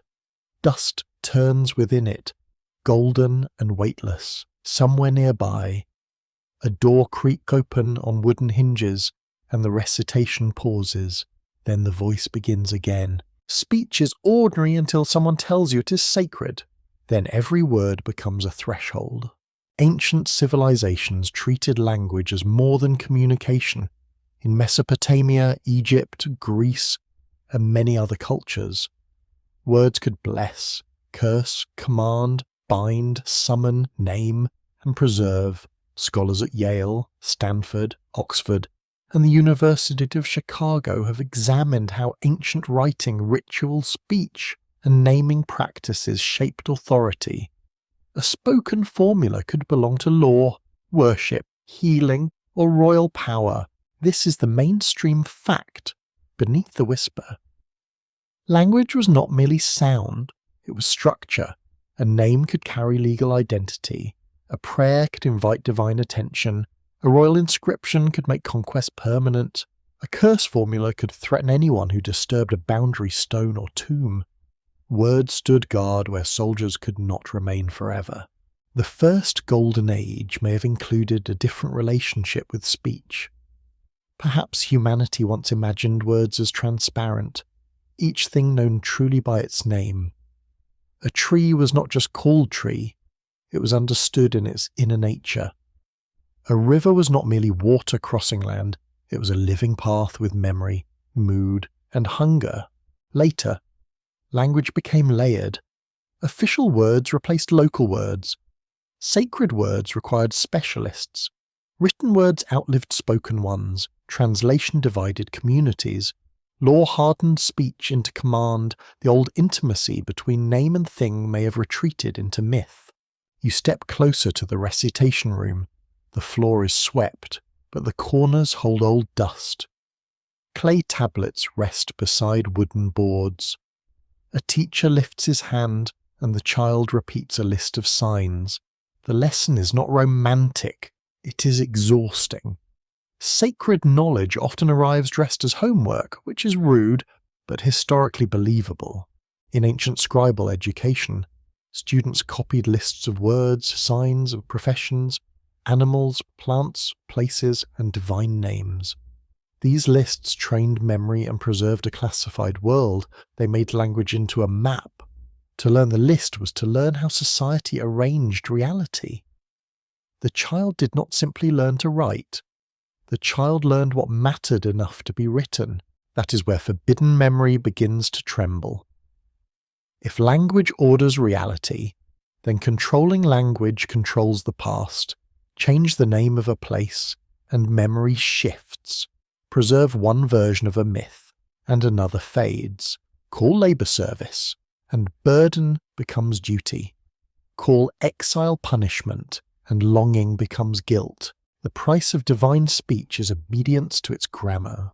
A quirky fringe tidbit follows the ancient fascination with secret words. Some modern esoteric traditions claim that lost divine languages once allowed humans to command nature directly, heal instantly, or speak with stars. Serious historians do not treat these claims as evidence of a vanished universal tongue. They study them as later mystical interpretations of older ideas about sacred naming. Still, the fantasy reveals a real ancient intuition. Words can change the world. Not by magic only, by agreement. A ruler says this land belongs to the temple, and workers move. A judge says this man owes grain, and a household suffers. A priest says the ritual's accepted, and a city sleeps easier. A mother names a child, and the child enters human memory. Words are not weak things, they move bodies. You stand beneath a lintel carved with signs that most people cannot read. The marks are silent to the untrained eye, but they still command respect. That is a peculiar power. A written language can intimidate even without being understood. It says someone knows something you do not. It says access is not equal. The open scholarly debate concerns how ancient people understood the relation between words and reality. Some researchers emphasize practical administration and social control. Others study ritual speech as a sincere attempt to maintain cosmic harmony. Linguists and historians of religion note that sacred language can preserve archaic forms long after common speech changes. The discussion continues because ancient words did many jobs at once. Perhaps in the first Golden Age, speech needed no archive. Perhaps memory moved freely from mouth to mouth, and truth lived in relationship rather than inscription. Then writing arrived, not as evil, but as a harder form of memory. It saved what speech might lose. It also froze what speech might have allowed to breathe. A spoken story can adapt to a listener's fear. A tablet cannot easily lean closer. This is not a complaint against writing. Without tablets, inscriptions, and manuscripts, the ancient world would be far darker to you, but preservation always chooses. It gives one version endurance and leaves others to vanish with the last speaker. The forbidden golden age may have slipped away because it belonged to words that were never fixed, or because fixing them would have made them dangerous. You pass into a temple chamber where ritual speech fills the air. The walls hold the day's heat. Incense curls in pale threads. A priest speaks names in a sequence that must not be broken. Each name opens a small space of attention. Each pause matters. The listeners do not interrupt. Even breathing seems to soften. There are traditions in which knowing a hidden name gives power over a being. In Egyptian religious thought, secret names could hold immense force. In Mesopotamian incantations, correctly spoken formulas addressed illness, demons, gods, and hostile powers. In many cultures, a sacred name is not information, it is access. Now imagine that the first Golden Age had a name. Not a decorative name, not a poetic title, but a true name. A name that carried memory. Accusation, and possibility. Whoever controlled that name controlled the door to humanity's deepest comparison. Whoever lost that name lost the clear path back. Perhaps this is why paradise stories often survive as images rather than exact speech. A garden, a tree, a flood, a shining age, a first human pair, a forbidden command. These images cross languages more easily than doctrine. They drift from tongue to tongue, changing shape while keeping their emotional pressure. The child in the schoolroom recites again. His voice is tired now. You can hear it. The teacher corrects one sound, then another. Outside, the city brightens. Merchants argue, bakers shout. A donkey expresses several strong opinions. Ordinary language floods the streets, messy and alive. Inside the chamber, language narrows into authorized form. That narrowing gives power. It also creates distance. The sacred word becomes separated from common speech, just as the Golden Age becomes separated from common memory. You feel the old question settle near your ear. Was humanity forbidden from remembering? Or was humanity taught to remember only in approved words? The difference is subtle, but immense. A forbidden memory can still exist in dreams. An approved memory becomes a lesson. The price of divine speech may have been this exchange. Humans received names, prayers, laws, and writing. In return, they lost the raw, that ungoverned memory of what came before naming. They gained a world that could be recorded, but perhaps surrendered a world that could be directly felt. The recitation fades. The wax smoke thins. One last syllable hangs in the warm room, then disappears into air. You cannot catch it. You only sense that something once spoken freely has become sacred enough to be guarded. And perhaps the first Golden Age was hidden not behind stone, but behind language itself, where only fragments still know how to call it home. A drum sounds once in the distance, low and hollow, then leaves the air trembling behind it. You are standing at the edge of a temple square, where dusk gathers slowly between mud brick walls. The day's heat still rises from the ground, warm through the soles of your feet. Above you, the sky deepens from bronze to violet, and the first evening star appears like a watchful eye. People arrive quietly, not in panic, not in celebration yet, but with the careful seriousness of those who know timing matters. A woman carries a small bowl of grain. A man brings dates wrapped in a cloth. Children hold their parents' hands, sleepy and curious. Priests move near the doorway, their garments brushing softly against stone. The smell of incense mixes with beer, dust, sweat, and crushed flowers. Ritual begins where memory can no longer speak plainly. Ancient societies used festivals, offerings, processions, lamentations, and sacred meals to preserve what words alone could not hold. Scholars from Harvard, Yale, Oxford, and the University of Chicago have studied how ritual calendars shaped civic life in Mesopotamia and beyond. These ceremonies did not merely decorate belief, they organized time, renewed authority, and carried old stories through repeated action. That is the mainstream factor beneath the music. Ritual was memory with a body. It walked through streets. It wore linen. It smelled of smoke. It tasted like bread and beer. It turned ideas into movement, and movement into inheritance.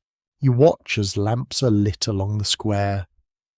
Each flame appears small at first, then steadier. A chant begins near the temple entrance. Too low for you to catch every word, the rhythm matters more than the detail. It folds the crowd into one breathing creature, waiting for the hidden centre of the ceremony to open. Perhaps the first Golden Age survived this way. Not as a clear account, not as a neat explanation, but as repeated gestures whose original meaning had faded. A bowl raised at sunset, a gate opened once a year, a statue carried through the city, a lament sung for a vanished god, a ritual meal shared in silence. These actions may have preserved the outline of a forgotten world.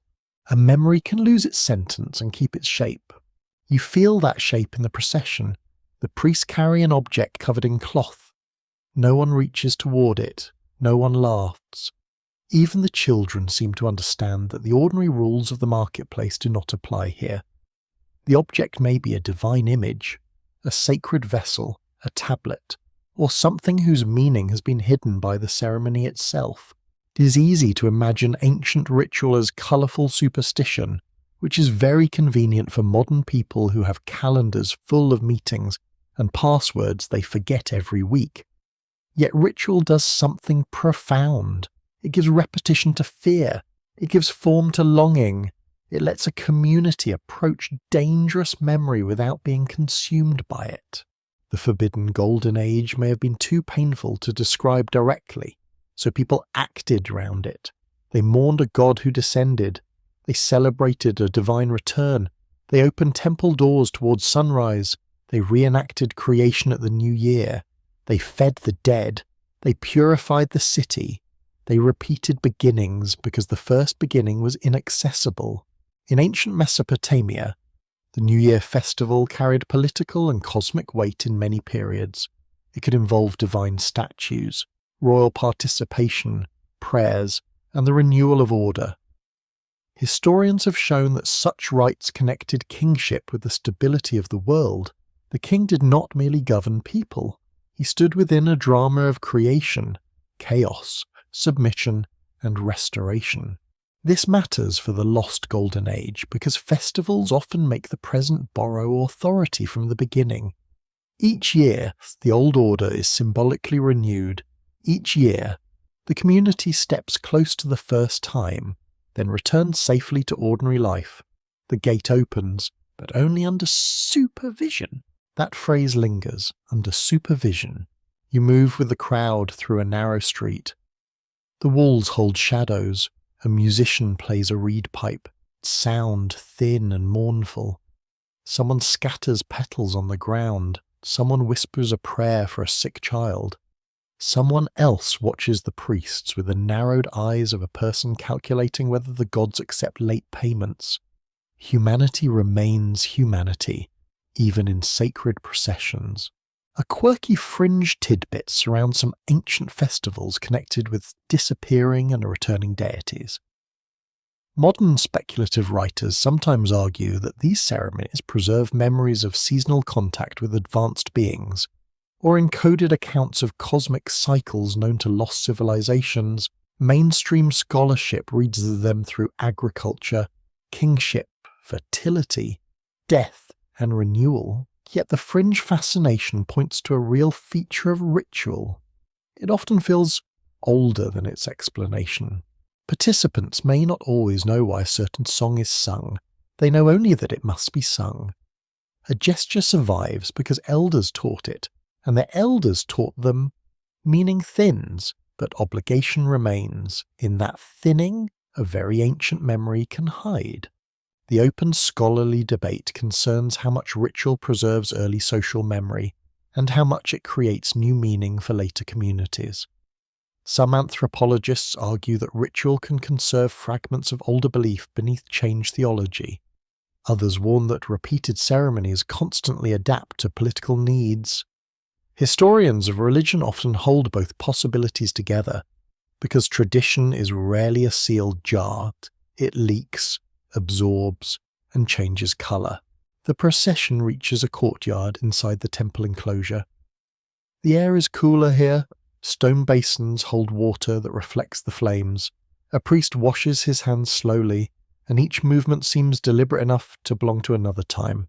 The crowd quiets until you hear sandals shift on dusty ground. You sense that purification is also a kind of forgetting. Water removes dirt from the skin, smoke removes uncleanness from the air, prayer removes disorder from the mind. But what if ritual also removes forbidden memory, not by destroying it, but by transforming it into acceptable longing? A lament for a lost god becomes safer than asking why the divine withdrew. A harvest festival becomes safer than asking whether abundance once needed no storage.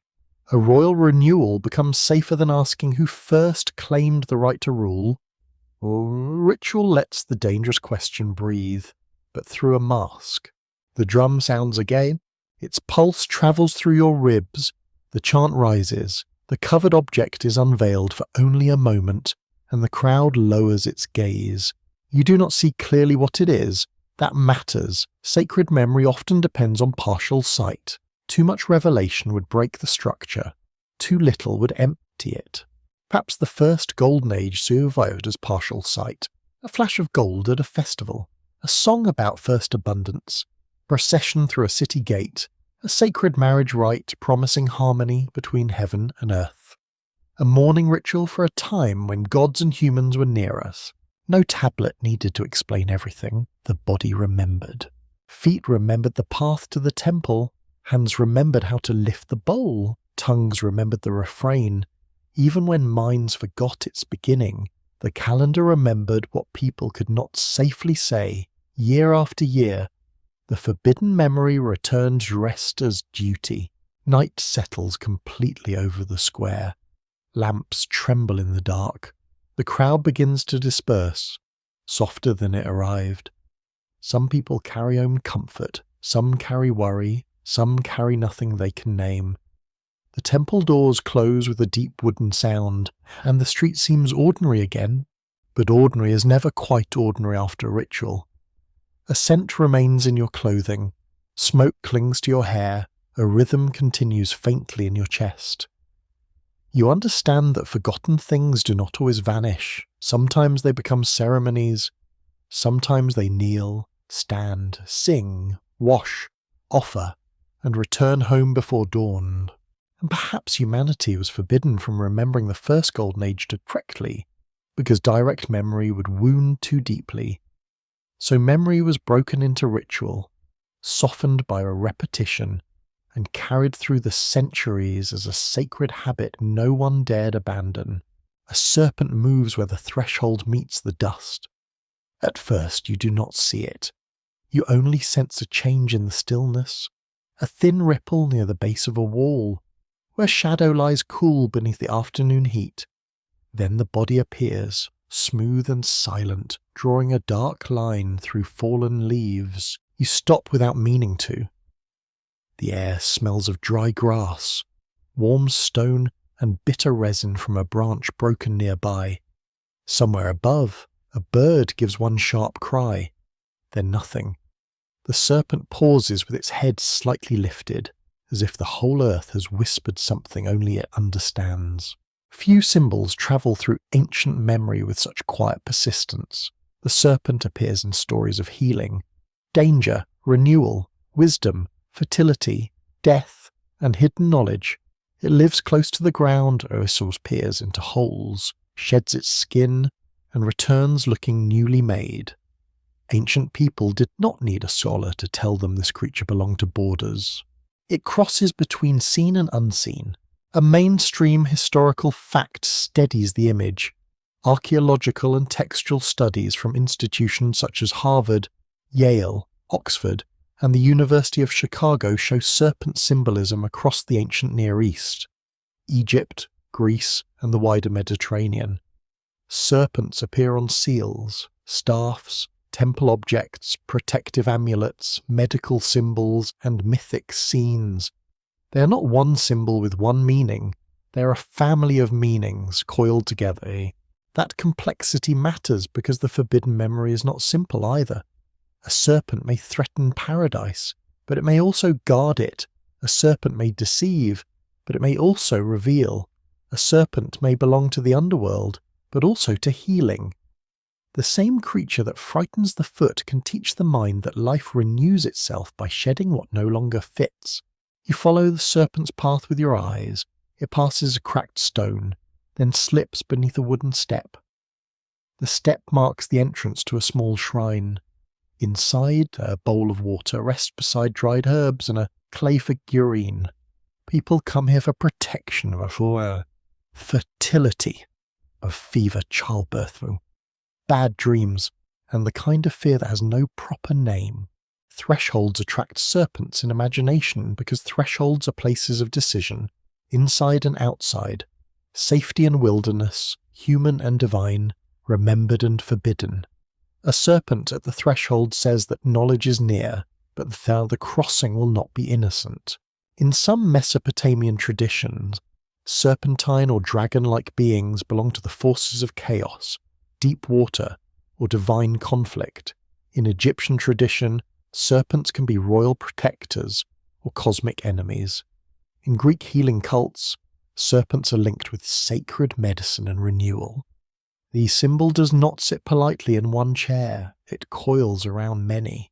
A quirky fringe tidbit follows this confusion happily. Some modern speculative writers claim serpent figures across cultures prove the survival of one hidden prehistoric priesthood, or a memory of non-human teachers who gave forbidden wisdom. Serious scholars usually reject such broad claims as too simple and too eager, yet even careful scholarship recognizes that serpent imagery has unusual reach because the animal itself invites layered interpretation. That is the trouble with snakes. They're excellent at becoming metaphors, which is honestly suspicious behavior for a reptile. You enter the shrine slowly, the interior is dim, and the air is cooler. Smoke has stained the upper walls, the floor has been swept, though dust already gathers again in fine pale lines. Someone has left a small offering of grain, someone else has tied a strip of cloth near the doorway. Perhaps after a prayer was answered, or perhaps because hope sometimes needs something to hold. The serpent is gone now, hidden under the step or inside the wall. Its absence feels as present as its body. This is how forbidden knowledge works in old stories. It appears briefly, changes the direction of thought, then withdraws before it can be questioned.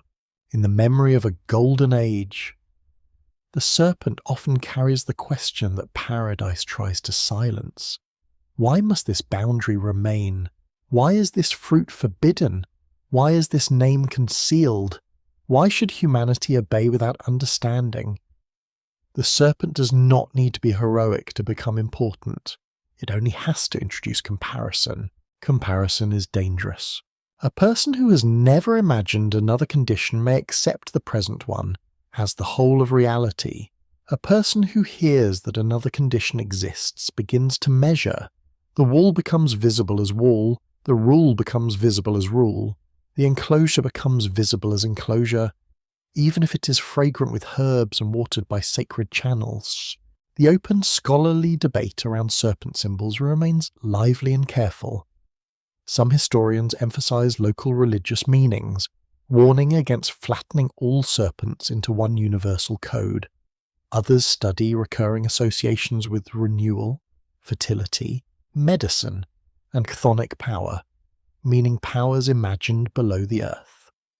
Comparative scholars explore shared patterns while admitting that symbols change when they cross cultures. The debate continues because the serpent never stops changing its skin. You stand near the bowl of water. Its surface reflects a small square of doorway light.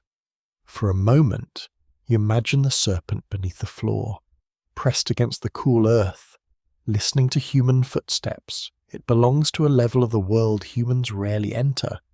It knows cracks, roots, buried bones, and the underside of foundations. Perhaps that is why it becomes the keeper of older memory, not because it speaks in ordinary life, but because it seems to come from below the official story, Kings speak from platforms, priests speak from temples, scribes speak from tablets, and the serpent appears from under the threshold, where systems cannot quite seal the ground. In healing tradition, the serpent's power is especially strange. Venom can kill. Venom can also become medicine when understood and transformed. The same symbol holds wound and cure. The forbidden memory of the first golden age may work this way. To remember fully might poison ordinary obedience, but it might also heal the deeper sickness of forgetting. That is a soft and unsettling possibility. Ancient people often treated dangerous powers with respect rather than simple hatred. A storm could destroy crops, but rain fed the field. A river could drown a village, but silt renewed the soil. Fire could burn a house, but warmth preserved life. The serpent fits this world of double gifts. It is not safe, it is not meaningless. You leave the shrine and return to the brightness outside. The sun is lower now, touching the wall with amber light. Your foot pauses near the threshold, because you remember the silent body that passed there. You do not see it, but your body remembers to step carefully. That bodily memory is ancient. It does not require writing. It does not require doctrine. It enters muscle, breath, and attention. Perhaps some fragments of the Golden Age survived in just that way, not as statements, but as instincts, a hesitation before a boundary, a thrill near forbidden fruit, a fear of hidden knowledge, a longing for renewal after loss. The serpent beneath the threshold becomes a question the world cannot entirely bury. It asks whether the forbidden thing was evil or merely uncontrolled. It asks whether wisdom destroyed paradise, or whether paradise depended on humans never becoming fully awake. It asks whether shedding the old skin is fall, punishment, or the painful beginning of self-knowledge. The dust cools as evening approaches. Insects begin their thin music in the grass. The shrine behind you grows dark, and the doorway becomes a black rectangle in the wall. Somewhere inside that darkness, the serpent may still be waiting. Not as monster, not as saviour, only as the shape of a question, coiled at the edge of human memory, guarding the place where the first golden age touches the ground and vanishes beneath it. Water returns, but now it returns with the cold patience of judgment. You stand on a ridge above the plain, watching clouds gather in layers so dark they seem almost solid. The wind moves through your clothing, telling of wet dust, broken reeds, and distant lightning. Below, channels overflow, fields blur at their edges. The river loses its obedience. At first, people still believe they understand what is happening. They have seen storms. They have repaired banks. They have cursed leaking roofs with admirable creativity. They know water as a neighbour with poor manners, yet this rising water does not behave like a neighbour. It behaves like a new law. A great flood appears in several ancient Mesopotamian compositions, including Sumerian and Akkadian traditions that preserve the figure of a chosen survivor. Scholars from Yale, Harvard, Oxford, and the University of Chicago have long studied these texts as reflections of catastrophe, divine counsel, human survival, and memory after rupture. The stories differ in detail, but they share one heavy movement. The world is interrupted. That interruption matters more than the rainfall itself. A flood does not only destroy houses, it rearranges time. It creates a before that becomes unreachable and an after that must explain itself. The survivor steps onto mud, not merely into a damaged landscape, but into a changed universe. You feel rain strike your face. It is sharp, then constant. The ridge beneath your feet becomes slick. Down below, people move through lanes carrying bundles, jars, tools, bedding, children, and frightened animals. Their voices rise, but wind tears the words apart. A door floats loose. A roof beam turned in brown water. A cooking pot spins once and disappears. The flood as reset is a terrifyingly efficient idea. It explains why old certainties vanished. It explains why sacred knowledge became scarce. It explains why humanity remembers fragments rather than fullness. If the first golden age belonged to the world before the waters, then memory itself had to pass through a narrow vessel. Only what fear inside to be survived. That is the secret cruelty of every arc story. It saves life, but not everything. A boat can carry seed, animals, tools, and a family line. It cannot carry every path, every grave, every dialect, every joke, every song, every private grief, every local memory of how the first world felt at sunset. Survival is not preservation. Survival is selection. A mainstream historical fact stands quietly behind this symbolic force. Flood deposits found at some ancient Mesopotamian sites show that severe local floods occurred in early periods of settlement. Archaeologists do not treat these as proof of a universal deluge, but as evidence that river catastrophes could profoundly affect communities. When your whole world is a river plain, a regional disaster can become total in memory. You watch the water cover a field. Yesterday, the field had boundaries. Today, it has none. The little ridges that separated one family's labour from another are gone. A shrine mound becomes an island. A wall collapses with a sound like a body giving up. The water does not debate ownership, which is perhaps the only democratic thing it does. In myth, divine powers often choose the flood because humanity has become disruptive, too numerous, too loud, too sinful, too restless, too difficult. These explanations vary, but they share an anxiety that humans can exceed their assigned place. The reset restores distance between divine intention and human noise. There is a quirky fringe tidbit around flood stories that refuses to vanish. Some modern writers imagine a hidden archive preserved through the deluge, containing maps, star knowledge, royal genealogies, or the truth about the first golden age. Mainstream historians treat such claims with caution, since evidence for such secret archives remains speculative. Still, the fantasy reveals an old emotional need. We want to believe something more than life survived, because the alternative is painful. The open scholarly debate is careful and unresolved. Some specialists emphasize historical memories of severe floods in riverine societies. Others focus on theological and literary meanings, including divine justice, overpopulation, and the renewal of cosmic order. Comparative scholars examine similarities across Near Eastern traditions, while warning that parallel stories do not always share one origin. The flood remains both event and symbol, which is precisely why it has endured. You hear the rain soften for a moment, and the silence after it feels worse. Water still moves everywhere, making small sucking sounds against walls and roots.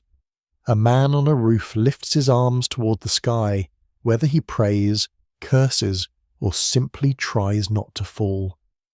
You cannot tell. The distinction may not matter very much. The first golden age, if remembered at all, would have been changed by such a catastrophe. Its colours would brighten in loss, its faults would fade, its boundaries would be forgotten, its hunger, insects, quarrels, and fears would disappear under the shining phrase. The time before, disaster polishes the past until it becomes almost holy. Yet the reset does not only beautify memory, it also authorises new power. Those who claim descent from the survivor can claim special access to the true story. Those who hold the saved tablets, tools, seeds, or rituals can become guardians of the second beginning. A world after flood needs order quickly. Order rarely arrives without someone taking charge. You can imagine the first dry ground after the waters fall. It smells raw, like opened earth. Fish rot in shallow pools, reeds lie flattened, mud grips every step.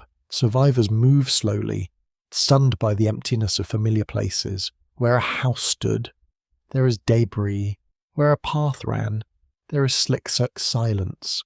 Where a grave lay, there may be nothing. This is where forgetting becomes mercy. A person cannot mourn every vanished thing and still rebuild, so the mind narrows. It remembers what is needed, how to plant, how to fire clay, how to find clean water, how to count the living. The rest sinks down, not because it is unimportant, but because grief has weight. Perhaps humanity was forbidden from remembering the first golden age, because full remembrance would prevent the afterworld from functioning. A people who stare forever toward the drowned beginning cannot repair a canal. A child cannot eat nostalgia. A roof cannot be built from sacred regret. That sounds harsh, but ancient life was harsh. Memory had to serve survival. The flood reset the landscape, and survival reset the mind. Still, fragments escaped. A bird released over water. A mountain touched by a boat. A sacrifice after survival. A divine promise. A bitter knowledge that the world could be erased again. These images became portable. They travelled better than maps, better than local histories, better than the names of drowned villages. The storm moves east. The sky opens in pale streaks. Water still covers the plain, reflecting clouds like a second broken sky beneath your feet. Somewhere, a survivor begins to speak, not yet as poet, not yet as priest, but as someone trying to make loss bearable. He does not remember everything. No one ever does. He remembers enough to begin a story. He remembers terror, warning, water, vessel, waiting, birds, mud, and of the strange guilt of being alive when so much has vanished. From those pieces, later generations will build theology, kingship, ritual, and warning. They will call the flood punishment, mercy, renewal, or mystery. But beneath every explanation lies the same cold movement. The first world closes, the second world begins. The golden age drifts backward, beyond water, beyond proof, beyond ordinary grief. And perhaps the flood was the perfect forbidden gate, because it did not merely command humanity to forget.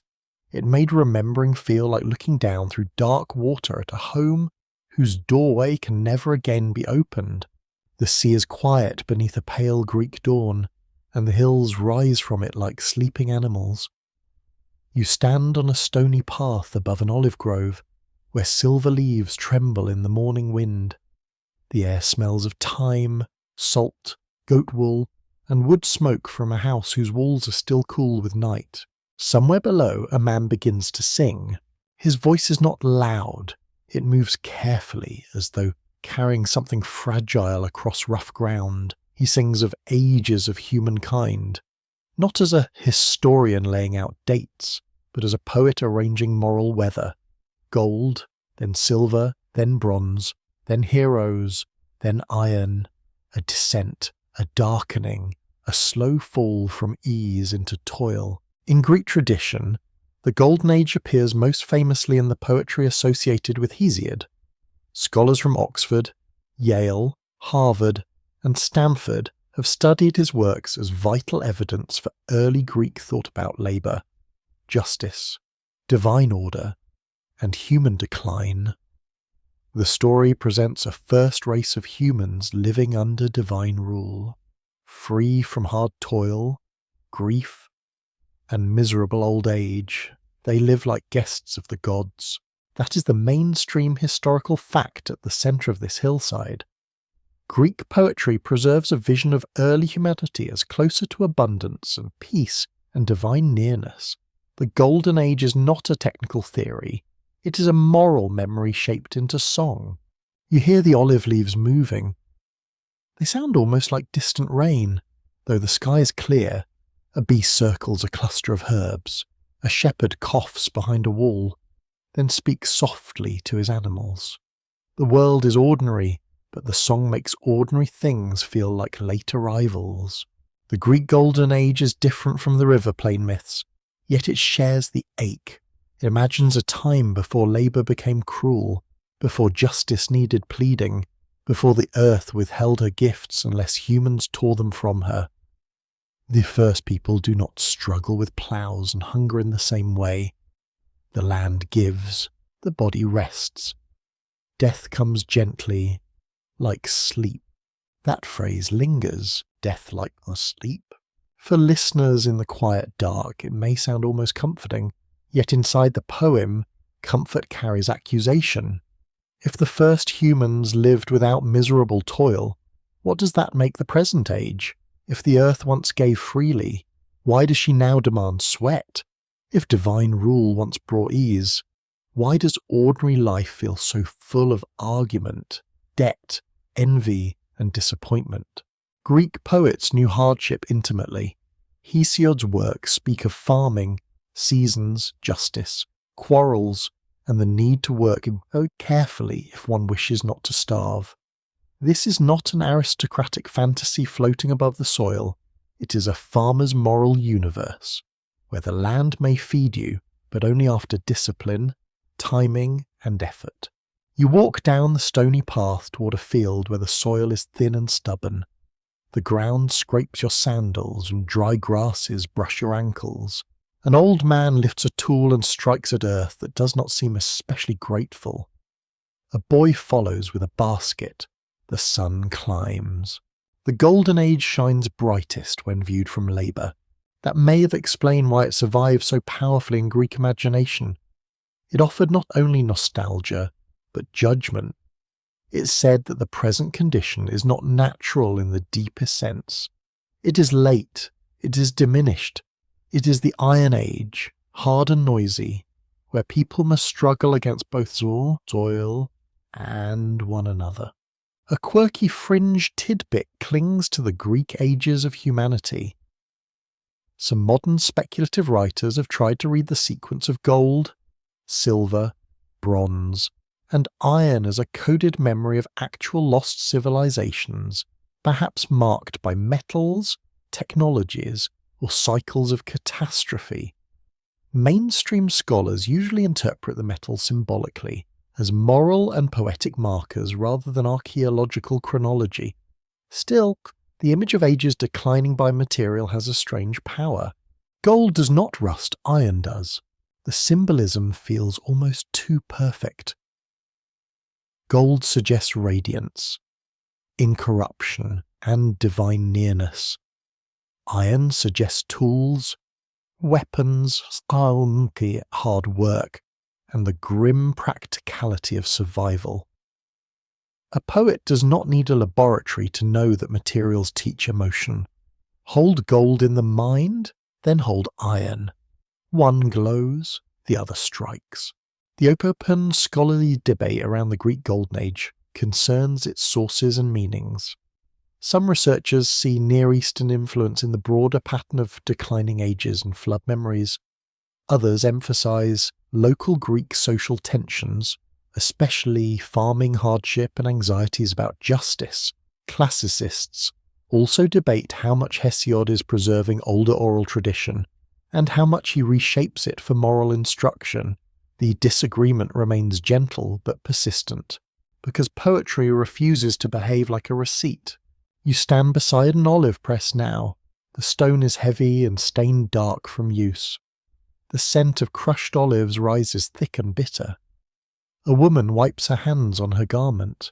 A child watches oil gather slowly, golden in a shallow basin. The colour recalls the first age, but the labour recalls the present one. This is how memory disguises itself. The Golden Age does not return as a full world of bouillon. It returns as a colour in oil, a warmth in bread, a sweetness in figs, a story told when the day's work is finished. It survives in moments that feel undeservedly gentle. The forbidden memory in the Greek version is not guarded by a single command, it is blocked by decline. Humanity does not simply forget the Golden Age, humanity becomes unworthy of it, or so the poem suggests. The barrier is moral deterioration. Violence increases, justice weakens, shame disappears, families fail one another. Guests are mistreated, oaths lose force, the golden condition recedes because human character darkens. That explanation is powerful and also convenient. It places the burden on humanity. Paradise is lost because people decline. The gods withdraw because humans become worse. The present misery becomes deserved, or at least explained. This is useful theology for anyone who would rather not ask whether systems of power also create suffering. Ancient poets were wise, but they too had their blind spots. Still, the Greek Golden Age carries tenderness. It imagines the first humans not as rebels, not as servants made for divine labour, but as blessed beings moving through life without harsh necessity. Their existence is almost childlike, but not foolish. They live close to the gods, and when they die, they become protective spirits upon the earth. That detail is remarkable. The Golden Age people do not vanish uselessly. They become watchers of justice, moving unseen among later humans. A lost age turns into moral presence. The past does not merely lie behind, it hovers. You feel the hillside growing warmer. Cicadas begin their dry, shimmering chorus. The sea below flashes between olive trunks. In the field, the old man straightens his back and looks toward the horizon, perhaps measuring weather, perhaps remembering a song he heard as a boy. The boy with the basket waits, impatient and hungry. The Golden Age in Greece may have been forbidden from full remembrance because it would expose the iron world too sharply. To remember a life without toil while bent over poor soil might crush the spirit. To remember death like sleep while burying children and parents might feel unbearable. So the memory is converted into poetry distant enough to survive. Poetry is a merciful veil. It lets people approach the lost beginning without demanding proof. It gives grief a shape and injustice a horizon. It says, yes. Perhaps there was once another way. It also says, no. You cannot live there now. You must sow, harvest, judge fairly, honour guests, and endure. The singer's voice fades as the sun climbs higher. The hills brighten, smoke rises from houses in thin blue lines. The olive leaves continue their silver trembling, indifferent and beautiful. And somewhere inside that old Greek song, the first golden age remains suspended, not as evidence, not as doctrine, but as the ache of humanity, remembering that life might once have been lighter than iron. The river in Egypt moves with a different silence. It does not wander through the imagination like a storm-driven flood, nor does it climb the banks with sudden rage in this hour. It slides beneath the dawn in a wide, dark ribbon, carrying reflected stars toward fields that wait for light. You stand near the water with cool mud under your feet, and the air smells of lotus, damp reed, cattle, and faint smoke from bread ovens. A heron lifts from the shallows, its wings open slowly, like folded linen becoming sky. Beyond the river, the desert waits with its pale cliffs and dry breath. Egypt is a land of contrast so sharp it feels arranged for theology.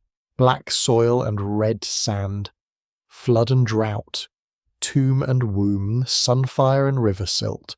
In ancient Egyptian thought, the memory of a first perfect order appears through ideas of creation, kingship, truth, balance, and cosmic harmony. Scholars from Oxford, Yale, Harvard, and the University of Chicago have studied Egyptian texts that describe the world emerging from primeval waters, shaped by divine speech and maintained through sacred order.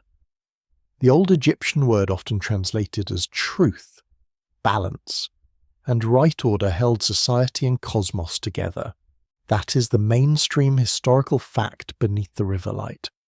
Egypt did not preserve a golden age exactly like Greek poetry or Mesopotamian king lists. It preserved a powerful vision of the original order, renewed daily through ritual, kingship, and the sun's return.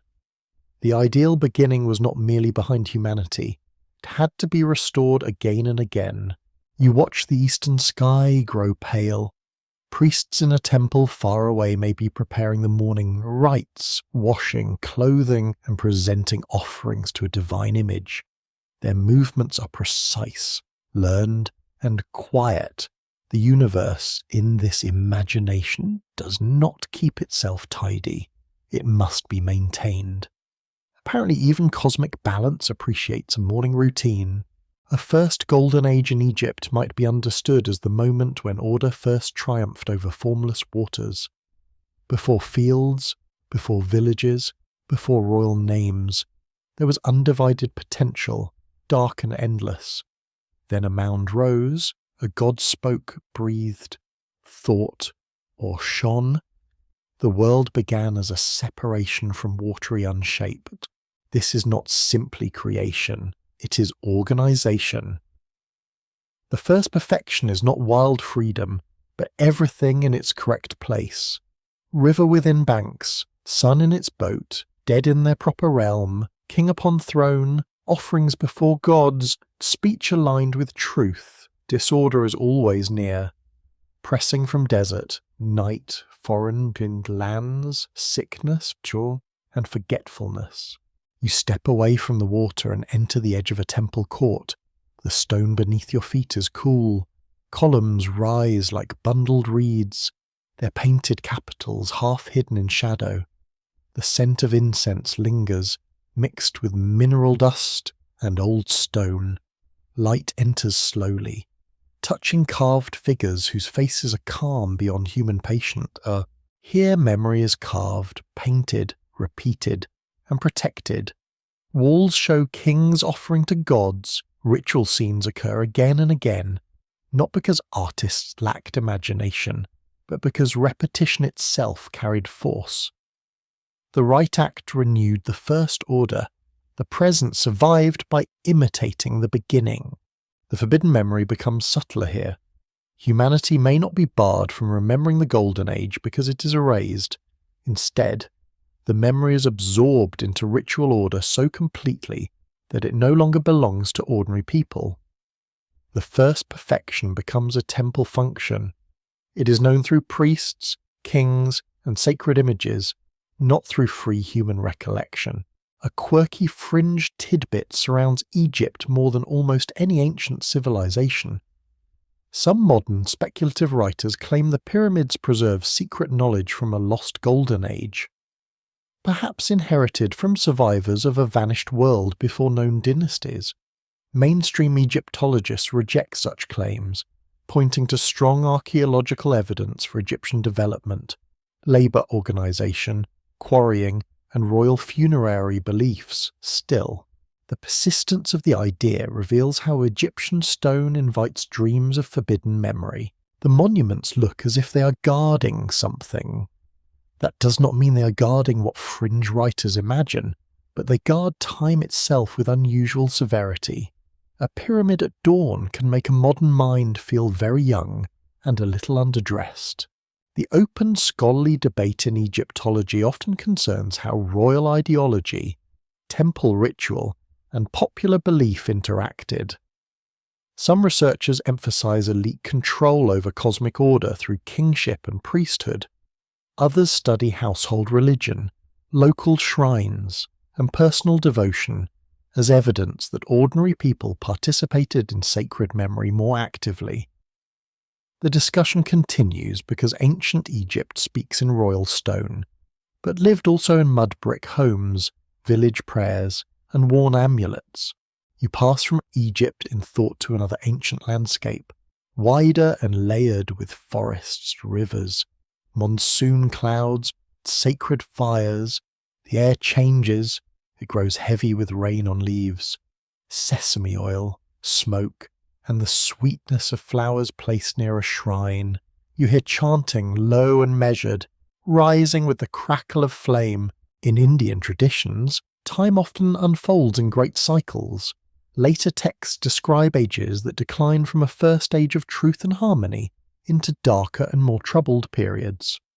Scholars at Oxford, Harvard, Chicago, and other major institutions have studied these cyclical models as religious, philosophical, and social visions of cosmic time.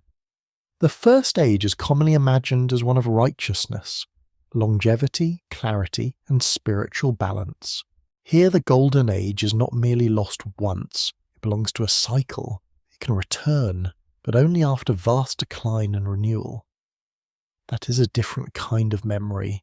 It does not only mourn what is gone, it places loss within a turning wheel.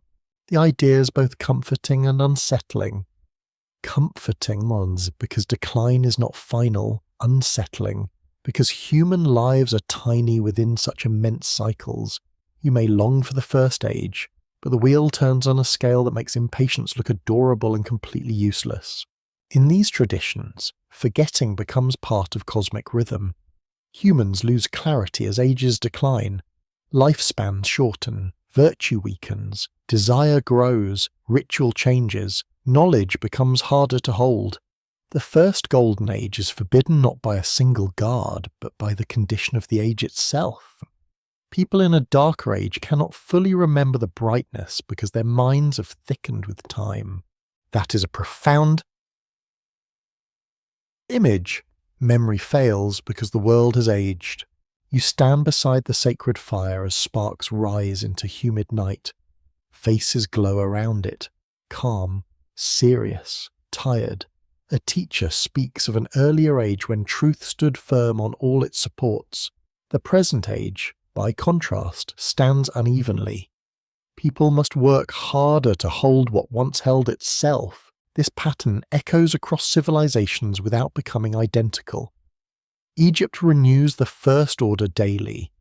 India places golden harmony within vast recurring ages. Greece sings moral decline from gold to iron. Mesopotamia hides early order behind flood, kingship, and divine labour. The details differ, but the shape keeps returning. There was once a better alignment. It was lost, veiled, or weakened. Humanity now lives in the after condition. The forbidden memory may therefore be global, not because one secret archive spread everywhere, but because humans everywhere experience loss, social change, aging, labour, and distance from origins. Cultures turn these experiences into sacred timelines. They ask why life feels diminished. They answer with first ages. And yet the similarities remain haunting. Why do so many traditions imagine early humanity as closer to divine order? Why does decline feel more intuitive than progress in ancient myth? Why is memory of the First Age always partial, mediated by priests, poets, rituals, or cosmic cycles? These questions do not prove a single hidden history. They do reveal a shared human suspicion that present life is not the whole story. The night deepens around the sacred fire, the Egyptian river, the Greek hillside, the Mesopotamian plain, and the Indian forest seem to fold into one quiet map. Different stars, different languages, different gods, yet everywhere. Someone tells of an earlier brightness and lowers the voice when speaking of why it vanished. Perhaps humanity was forbidden from remembering the first Golden Age, because full memory belongs only to the first world itself. Later worlds receive echoes shaped by their own needs. Egypt turns it into order, India turns it into cycles, Greece turns it into moral decline, Mesopotamia turns it into clay, flood, labour, and kingship. The fire settles into coals, the river runs under stars, the temple stones cool, the wheel of time turns without sound, and somewhere in the overlap of these distant traditions, the lost age remains, not recovered, not disproven, but refracted through civilizations that each remember one colour of a light too old to face directly. You wake inside a house just before dawn, when the walls are still grey and the hearth has not yet been stirred. The air smells of cold ash, stored grain, wool blankets, and the faint sour trace of yesterday's bread. Outside, a rooster begins to call with the confidence of a creature absolutely convinced the sun needs encouragement. For a few breaths, no one speaks. The family sleeps in uneven silence. A child turns under a cover, An old woman breathes with a faint whistle. Near the door, tools lean against the wall, waiting with rude patience. The day has not begun, but its demands are already present. This is the world memory must protect. Not kings, not temples, not cosmic diagrams at first, but sleeping bodies that need food, warmth, and enough peace to continue. A memory that cannot help the living may become a burden. A memory that exposes too much may become a danger. Perhaps forgetting was not only punishment, perhaps it was also protection. Ancient societies understood that some knowledge required limits. Sacred names were restricted. Ritual words were taught carefully. Initiation marked boundaries between those prepared and those unprepared. Scholars from Harvard, Yale, Oxford, and Stanford have studied how secrecy and controlled transmission shaped religious communities across the ancient world. Restricted knowledge was not always treated as selfishness. Sometimes it was imagined as safety. That mainstream fact matters here. The forbidden memory of a first golden age may have been guarded because humans were believed unable to carry it without harm. A full memory of lost perfection might break ordinary life. It might turn every meal into exile, every field into accusation, every wall into proof of imprisonment. You rise and step outside. The ground is cold. A thin mist hangs near the animal pen. The horizon has only begun to pale. A woman comes out carrying a jar, and for a moment she pauses, not from laziness, but from the ancient human wish that the day might ask a little less. If she remembered paradise completely, what would that memory do to her? Would it comfort her as she draws water, or would it make the jar feel heavier? Would a vision of effortless abundance help her feed children, or would it make bread taste like grief? This is the quiet mercy of partial forgetting. It lets the present become livable, not perfect, not fair, livable. A society cannot function if its members remain permanently stunned by comparison with a vanished age. People must plant, mend, cook, bargain, nurse, berries, and teach. They must accept enough of reality to survive it. If the Golden Age is remembered too vividly, acceptance may become impossible. There is also the problem of rebellion. A forbidden memory can be politically dangerous because it reveals that present arrangements are not eternal. If humans once lived closer to divine presence, why bow to a distant priesthood?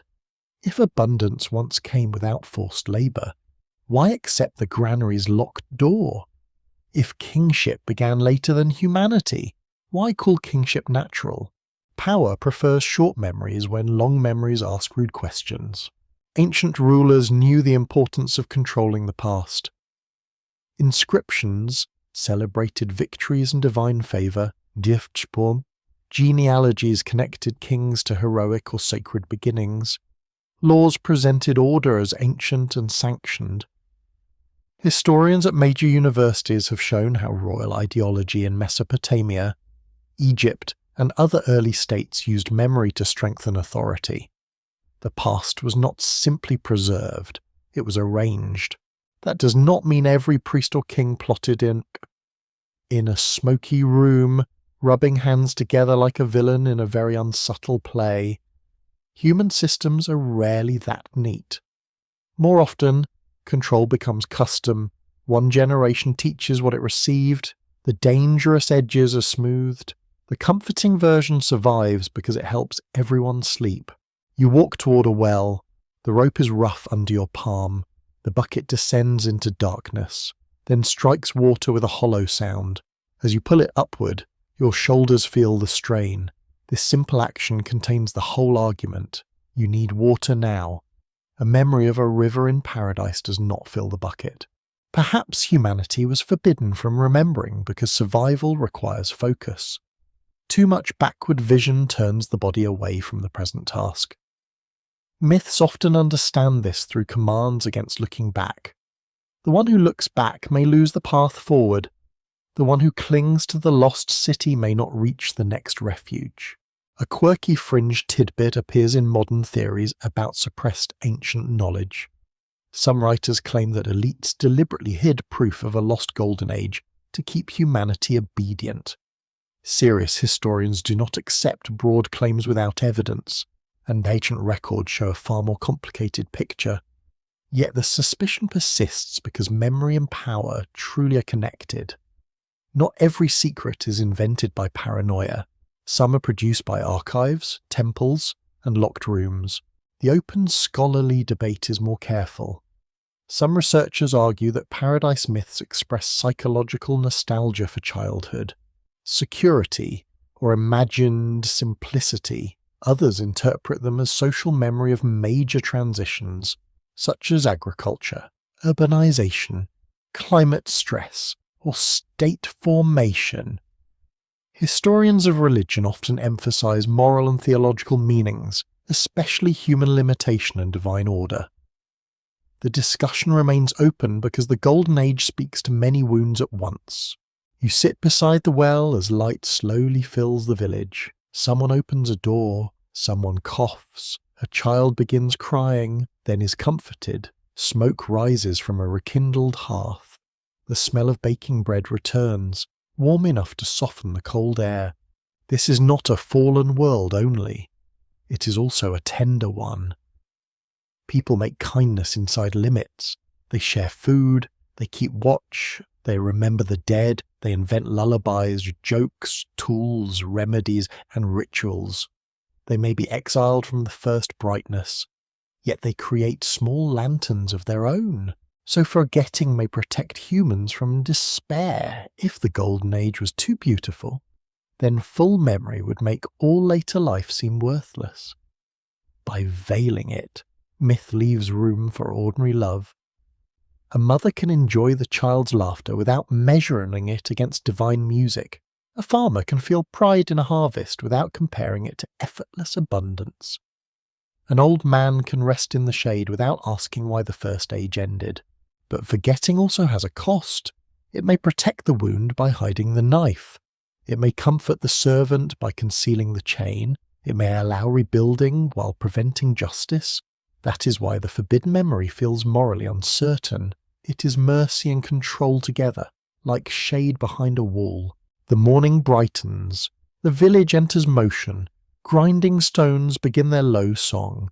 Animals shuffle. Water splashes into jars. A young man complains about work with the timeless poetry of the unwilling. Someone laughs, and the laugh is brief but real. You understand now that humanity may have been protected from remembering because the first truth was too large for daily life.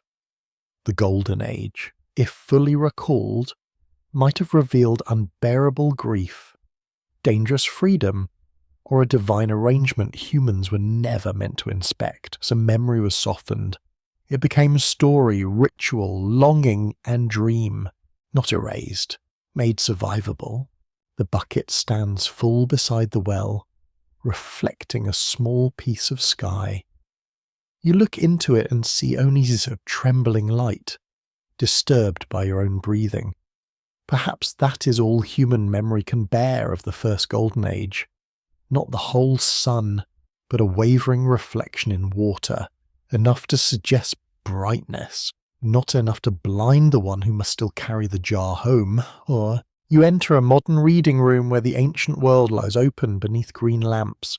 The tables are polished, the chairs are uncomfortable in a scholarly sort of way, and the air carries the scent of paper, dust, wool coats, and coffee that has lost its courage. Outside, rain touches the windows with soft fingers. Inside, the dead are being interpreted. A scholar turns a page slowly. Another adjusts glasses and frowns at a footnote, somewhere. A pencil moves across paper with dry little scratches. Nobody raises a sword, nobody summons a god. Yet this room has its own kind of danger, because here the Golden Age is taken apart with patient hands. Modern scholarship does not ask only whether ancient stories are true in a simple sense. It asks what kind of truth they carry. Historical truth, social truth, psychological truth, ritual truth, political truth, literary truth. A myth can fail as a newspaper report and still succeed as a map of human fear. researchers at Yale, Stanford, Oxford, Harvard, and other major institutions have examined paradise traditions through archaeology, comparative literature, anthropology, psychology, and the history of religion. Their work shows that ancient accounts of lost beginnings cannot be reduced to one explanation. They are layered artifacts, shaped by memory, power, environment, theology, and human longing. That is the mainstream fact in this quiet room. The scholarly world does not agree on one single meaning for the first golden age. It offers a table covered with careful possibilities, each useful, each incomplete, all of them quietly refusing to become the final answer. One interpretation sees the golden age as social memory. According to this view, stories of losties may preserve echoes of real transitions, especially the shift from mobile life to settled farming, then from village life to early states. A community that once moved through wider landscapes might later describe settled labour as a kind of fall. A people who once shared seasonal abundance might remember storage, debt, and hierarchy as burdens placed upon the human back. You can understand the appeal. It gives the myth roots in soil. It makes paradise not a cloud, but a memory of different lifeways. It also explains why labour, grain, property, and divine command appear so often around the lost beginnings. Another interpretation is psychological. The golden age becomes humanity's dream of childhood. When food appears from unseen hands, shelter is given, and the world feels arranged around need. The loss of paradise mirrors growing consciousness. To become human is to become aware of work, shame, death, desire, and separation. A cheerful little package, really. Thank you. Adulthood. In this reading, forbidden memory is not hidden by kings or priests. It is buried by maturity. The child cannot remain in the first enclosure. The adult cannot return to the protected world without surrendering self-knowledge. Paradise is forbidden because innocence, once lost, cannot be restored by wanting it hard enough. A third interpretation is theological. Paradise stories teach that humans are limited beings who must accept boundaries set by divine order. The forbidden object, the sacred command, and the punishment for crossing limits all express a religious truth. Humanity is not sovereign over reality. To remember the first age fully might tempt humans to confuse themselves with gods. That interpretation gives dignity to the warning, does not reduce the prohibition to control. It suggests that some knowledge may be too heavy, not because humans are foolish, but because humans are finite. A cup is not wicked because it cannot hold the sea. You move between shelves where books stand like patient witnesses. Their spines bear names of civilizations, languages, kings, excavations, and theories, and some volumes are worn at the edges. Others look forbiddingly new, as though they have already decided to disagree with everyone. A fourth interpretation is political. The Golden Age becomes a tool of authority. Rulers and priesthoods point toward an original order to justify present hierarchy. If kingship descended from heaven, then kings are not merely successful men with guards. If temple rituals renew creation, then priests become necessary guardians of cosmic stability. If labour was humanity's first purpose, then obedience can be framed as sacred duty. This reading has sharp teeth. It asks who benefits from a certain version of memory. It asks why some stories survive in archives while others vanish. It asks how paradise can become a method of teaching people their place. Yet it can be too suspicious if used alone. Ancient people were not puppets muttering official myths without feeling. They prayed sincerely, suffered sincerely, hoped sincerely, and told stories because stories helped them survive. Power shaped memory, but memory also exceeded power. The old tales kept meanings that rulers could not entirely control. A quirky fringe tidbit hovers at the edge of the scholarly table. Outside universities, Some writers argue that professional historians are afraid to admit evidence for a real lost golden age, hidden by academic caution or institutional pride. Serious researchers would find that rather dramatic and possibly exhausting. The better explanation is less theatrical. Evidence is fragmentary, interpretation is difficult, and extraordinary claims require more than a thrilling mood.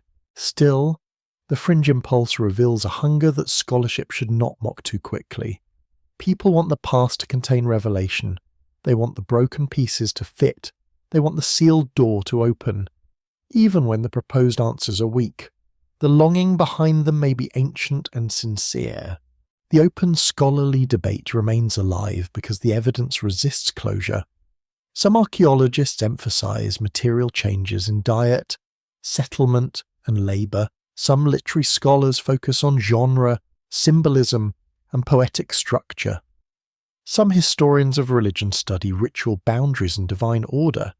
Some anthropologists compare how cultures imagine lost origins. Each field lights one corner of the room, none lights the whole chamber. You sit at the table and open a translation of an ancient text. The English words are clear enough, yet you sense the distance behind them. The original language carried sounds, puns, divine names, and cultural assumptions that cannot be fully transferred. Translation is a bridge, but bridges do not become the shores. That is another reason the First Golden Age remains forbidden, not by command, but by distance. Time itself is a gatekeeper. Clay breaks, ink fades, languages die, ritual contexts vanish, excavators find fragments, and scholars rebuild with caution. The result may be brilliant, but never complete. You hear rain deepen against the windows, the reading room grows dimmer. A librarian passes silently, pushing a cart of books with the solemnity of a temple procession. Though with better wheels, the ancient world waits in boxes, catalogues, photographs, site reports, and disputed translations. Perhaps the scholars disagree softly because the question is too large for one discipline. Was the Golden Age a memory of prehistoric lifeways, a symbol of childhood, a theological teaching about limits, political instrument, a ritual pattern, a poetic wound? It may be all of these layered like sediment after many floods. The forbidden memory may not be hidden in one locked archive. It may be hidden by overabundance, too many symbols, too many versions, too many needs pressing against the same lost brightness. The mind seeks one door, but the past offers a maze. You close the book gently. The rain continues. The lamps cast warm circles on the tables, and every circle holds a different ancient fragment. The scholars do not solve the mystery. They make it more honest. They take away easy certainty, which is rude of them, but useful. And in that patient uncertainty, the First Golden Age becomes stranger, not smaller. It survives the scholars' doubt because it was never merely a claim.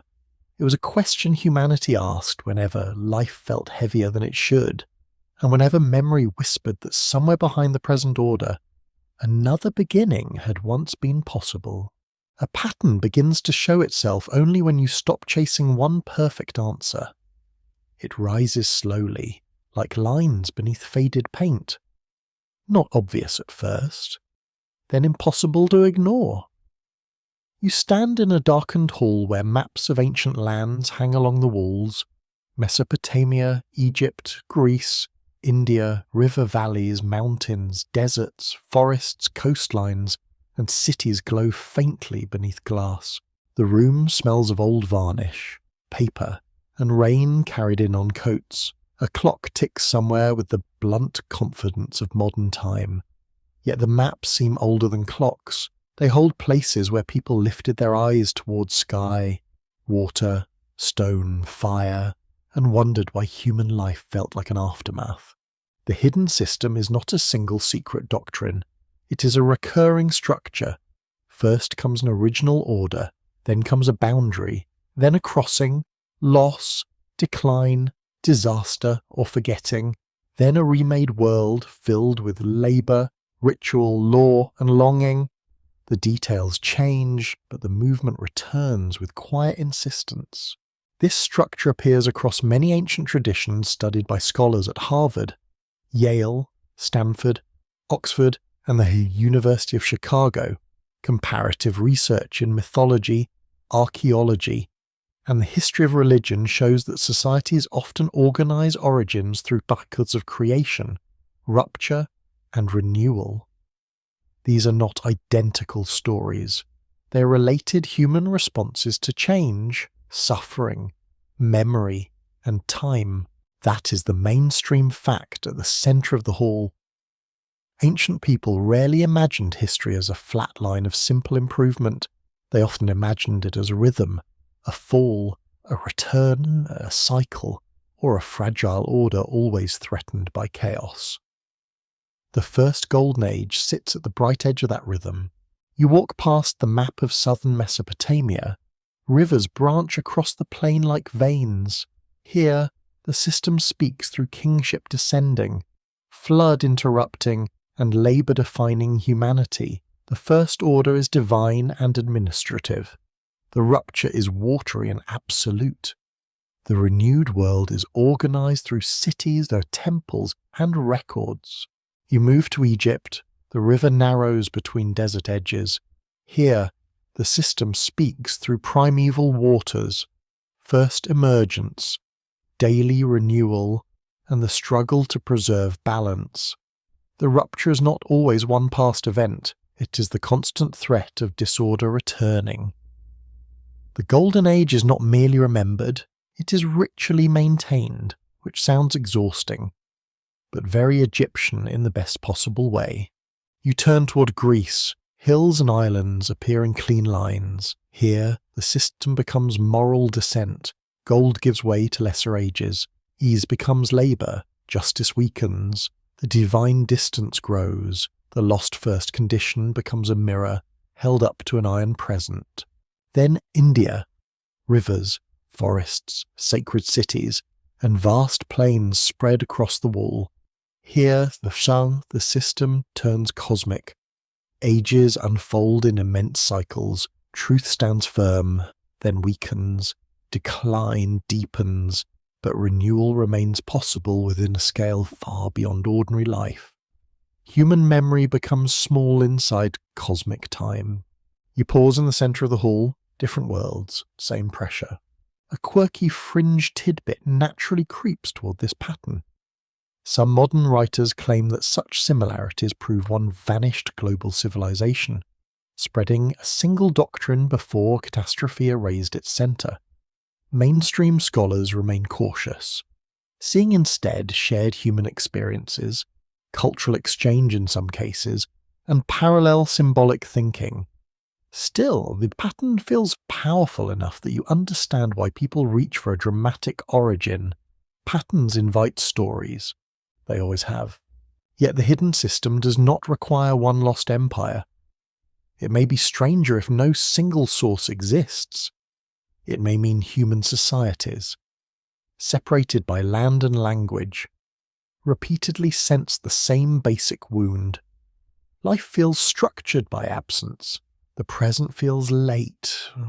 Order feels inherited from something older than memory. That is deeply human.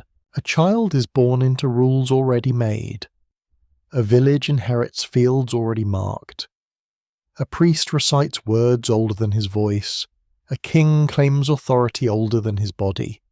Every generation wakes inside an unfinished house and is told it has always been this way. The Golden Age is the rumour that the house once had another design. The hidden system can be read through 5 movements. Creation gives the world its first shape. Boundary defines what humans may and may not do. Transgression or catastrophe breaks the first harmony. Institutions arise to manage the damaged world. Longing preserves the memory of what was lost. The sequence feels almost too neat, so naturally life immediately complicates it. Some traditions emphasize divine anger. Others emphasize human decline. Others emphasize cosmic cycles or ritual renewal. Some make humans guilty. Some make humans necessary. Some treat knowledge as a blessing, others call it forbidden. The system is not a rigid machine, it is a breathing pattern. The open scholarly debate concerns whether these similarities reflect shared diffusion, universal human psychology, social memory, or repeated responses to environmental and political change. Some researchers trace possible exchanges across ancient Near Eastern and Mediterranean cultures. Others focus on independent development shaped by common human concerns, including death, labour, authority, and loss. The debate remains unresolved because resemblance is not proof of origin, but neither is it meaningless. You look again at the maps. Trade routes cross deserts. Ships move between coasts, migrants carry songs, captives carry prayers, merchants carry stories with goods. A tale can travel in a mouth as easily as lapis, grain, oil, or wool. Cultural exchange surely mattered in some places. Human similarity mattered too. Perhaps the forbidden memory survived because it could adapt. A rigid doctrine would break when carried into another land. A pattern survives by changing clothes. In one place, it becomes a garden. In another, a flood. In another, a golden race. In another, a cosmic age. In another, a ritual of renewal. The hidden system is therefore not a set of identical answers. It is a grammar of loss. It teaches cultures how to think about the feeling that humanity began closer to meaning than it now lives. It gives shape to the suspicion that history has covered something not by hiding a single object, but by building entire worlds on top of it. You imagine layers beneath your feet. Museum floor, city street, medieval foundations, Roman stone, Greek debris, Bronze Age walls, Neolithic pits, fire ash, burial soil, the older paths, animal tracks, rain-hardened earth, human footprints. Below every surface is another surface, and none is final. Memory works the same way. The first golden age may be the deepest layer reachable by myth, but not by excavation in any simple sense. You cannot dig up innocence with a trowel. You cannot carbon date longing. You cannot place lost harmony in a museum case beside a careful label. That is very inconsiderate of lost harmony, but there we are. Still, archaeology gives the pattern weight. It shows real transitions, climate shifts, village growth, monumental ritual, agricultural burdens, urban hierarchy, state formation, writing, war, flood layers, burial changes. Each discovery reminds you that human life did change dramatically again and again. Myth may not record those changes literally, but it may remember how they felt. And how did they feel? Like leaving one world for another. Like losing ease while gaining security. Like receiving knowledge while losing innocence. Like being protected inside walls and trapped by them. Like surviving disaster while forgetting what survival could not carry. Like becoming human in the full, difficult sense. The hidden system emerges at last as a set of repeating human questions. What was the first order? Who set the boundary? What was lost when humans crossed it? Who benefits from the new arrangement? Why does memory return as longing instead of a proof? Why does every age suspect an earlier brightness? The hall grows darker as the evening gathers outside. Reflections appear on the glass over the maps, and for a moment you see your own face over ancient rivers and deserts. That is fitting. The system was never only about them.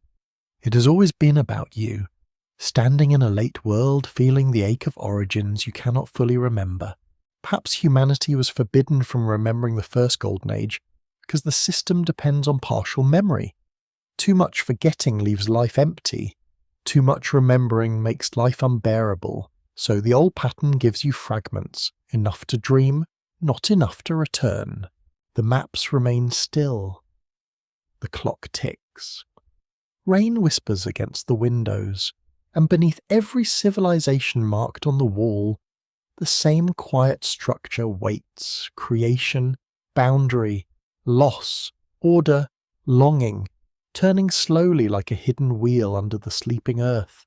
You sit beside a window at night, long after the house has gone quiet.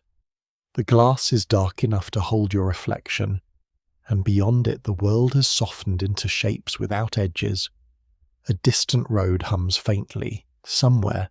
A dog barks once, then thinks better of making a career of it. The room smells of cooling tea, old wood, and the faint waxy breath of a candle. Nothing ancient appears at first. No temple, no flood, and no golden field beneath a vanished sun. Only your own face in the window, half present, half transparent. Yet this is where the lost age may be closest, not in a ruin under sand, not in a royal inscription, but inside the ordinary ache that visits when the world becomes still enough for longing to speak. The first golden age survives inside you as a feeling before it becomes an idea.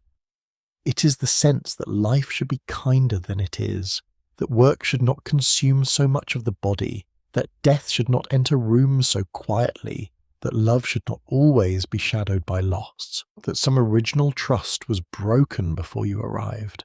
Modern scholars in psychology, anthropology, and the history of religion have studied how myths of lost paradise express deep human experiences of nostalgia, longing, and moral comparison. Researchers at Stanford, Harvard, Yale, and Oxford have examined memory not only as a record of events, but as a way human beings shape identity, grief, hope, and belonging. Memory is never merely storage, it is meaning under pressure. That is the mainstream fact in this quiet room. Human beings do not remember like machines. They remember by arranging the past into stories that help the present become bearable. Sometimes those stories are personal, sometimes they become sacred. You may never have seen a golden age, yet you know its absence. You feel it in childhood memories that glow brighter than they were. You feel it when old songs make time seem briefly reversible. You feel it when a scent returns without warning. Rain on dust, bread in a kitchen, grass after heat. And suddenly the heart stands at a door it cannot open. This is not foolishness. It is how human consciousness works. A memory does not need to be accurate to reveal a truth about desire. The past may be edited, softened, and warmed by distance, yet the longing it carries can still be real. The lost age may be less a place behind history and more a shape inside human expectation. Still, expectation can be dangerous. If you believe too strongly in a perfect first world, the present becomes unbearable. If you reject the dream entirely, the present becomes final. Neither extreme is gentle. Ancient myths seem to know this, so they keep the lost age partly veiled. They let you long without letting you possess. You look at your hands in the candlelight. They are modern hands, perhaps soft from keys and screens, perhaps marked by tools, cooking, age, or care, yet they resemble ancient hands in every essential way. They open, close, hold, tremble, comfort, and bury. They reach for what is gone. A quirky fringe tidbit appears in the modern search for inner memory. Some writers claim that dreams of ancient gardens, floods, shining cities, or wise beings prove inherited memories from a lost civilization. Serious scholars treat such claims carefully, since dreams are shaped by culture, emotion, and imagination. Yet the recurrence of such images remains interesting as human symbolism. People dream in old materials: water, fire, gates, serpents, gardens, stars, buried rooms, unknown voices. These images return because they are simple enough for the mind to carry and deep enough for many meanings. A gate can be a childhood boundary, a temple entrance, a memory barrier, or death itself. Water can be birth, flood, cleansing, forgetting, and return. Garden can be safety, enclosure, desire, or the first home. The open scholarly debate concerns whether paradise longing arises mainly from social memory, psychological structure, religious teaching, or poetic imagination. Some researchers connect it to real changes in ancient lifeways and the burdens of settled society. Others see it as a universal expression of separation, mortality, and the human wish for restored wholeness. Literary scholars emphasize narrative patterns that turn longing into beauty. The debate remained open because the longing itself keeps changing form. You hear the house settle, a beam gives a soft creak, the candle flame leans, then straightens. For a moment, the room feels older than its furniture. It becomes any room where a human being has sat awake, thinking of the dead, the young, the lost, and the unfinished. What remains inside you may be the afterimage of the Golden Age. Not memory in the strict sense, but a moral imprint. You know injustice by comparing it to some inward measure of fairness. You know exhaustion by imagining rest. You know exile because belonging is not completely foreign to you. Even grief suggests that love once made a kind of home. Perhaps that is why stories of first perfection endure. They give language to the feeling that the world is not merely difficult, but somehow estranged. They tell you that the ache is not yours alone, belongs to farmers, scribes, singers, priests, widows, children, travellers, prisoners, kings, and workers across the long human night. There is comfort in that. Not a bright comfort, not the kind that solves anything neatly and then congratulates itself. A slower comfort, like warm cloth placed over tired shoulders. You're not the first to suspect that something precious was lost before you were born. You're not the first to dream of a time when the earth answered more gently. But the inner golden age is also risky. It can become a weapon against the present. It can make people worship imagined purity and despise living complexity. It can turn nostalgia into anger. It can make a mythic past more important than real human beings standing nearby asking for bread, patience, or mercy. Ancient storytellers understood this danger more than they are often given credit for. They did not simply say, return. They said, remember carefully. They placed guardians at gates. They placed floods between worlds. They placed moral decline across ages. They placed ritual between longing and action. They gave the dream a veil. You turn from the window and listen inward, beneath the thoughts of the day, beneath names, duties, messages, prices, plans, and ordinary worries. There is a quieter movement. It is not a voice exactly. It is more like a tide. It pulls toward a shore you cannot name.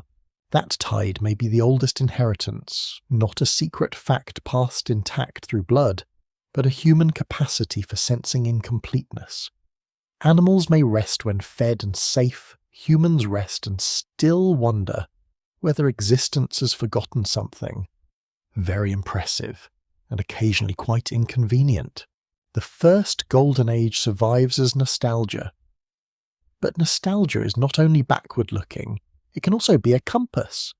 It points toward what humans value most deeply: peace, ease, justice and nearness, abundance without fear, knowledge without shame, community without domination, death without terror, a world where the sacred is not hidden behind locked doors. Maybe no such world ever existed in full. Maybe every golden age is partly invented by those who suffer later. But invention does not make it worthless. A dream can reveal what waking life lacks. A myth can preserve an ethical demand. A lost paradise can become a question placed gently against every civilization that claims to be necessary. The candle burns lower. Wax gathers along its side like frozen tears. Outside, the road hum has faded. Your reflection in the glass is harder to see now, and the darkness beyond it looks almost like water. You understand that what remains inside you is not enough to reconstruct the first whirl. It is enough to keep you from forgetting that the present order is not the only imaginable one. It is enough to make cruelty feel wrong. Even when it is ancient, it is enough to make beauty hurt a little. Because beauty often resembles something remembered without proof. The lost golden age rests in the human heart as a half-remembered song. You do not know all the words. No one does. Yet the melody returns when the night is quiet, when labour is done, when grief softens, when a child sleeps, when dawn touches a field, when water reflects the sky, and perhaps humanity was forbidden from remembering it fully because the fragment is what keeps you searching. A complete memory might end the longing. A broken memory keeps the soul awake, even as the body drifts towards sleep. The earth is quiet beneath a moon that seems older than language. You stand in an open place where no city wall interrupts the horizon, and the night stretches above you in a deep bowl of silver and black. The air smells of cold grass, distant water, and soil cooling after heat. Somewhere unseen, a night bird calls once, then lets the silence return. Nothing here explains itself. That is its honesty. You have followed clay, flood, garden, grain, serpent, ritual, poetry, kingship, scholarship, and longing. Yet the first golden age still does not stand before you as a recovered kingdom. It remains half hidden, like a shape beneath cloth. You can sense its outline, but not its face. Perhaps this is how the oldest truths survive, not as possession, but as nearness. Modern archaeology continues to uncover astonishing evidence of early human complexity, from prehistoric ritual sites to ancient settlements, symbolic objects, and traces of social organization long before writing. Research discussed by major institutions such as Oxford, Stanford, Yale, Harvard, and leading scientific journals shows that the human past is deeper, stranger, and less linear than earlier generations believed. The story of humanity is still being revised by dust. That is the final mainstream fact, resting under this moonlit field. The earliest human world was not simple. It was not a dull prelude to civilization.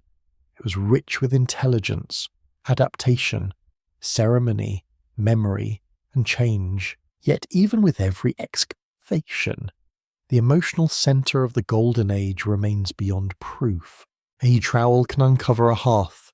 It cannot uncover the feeling of the first shared story beside it. A laboratory can date charcoal.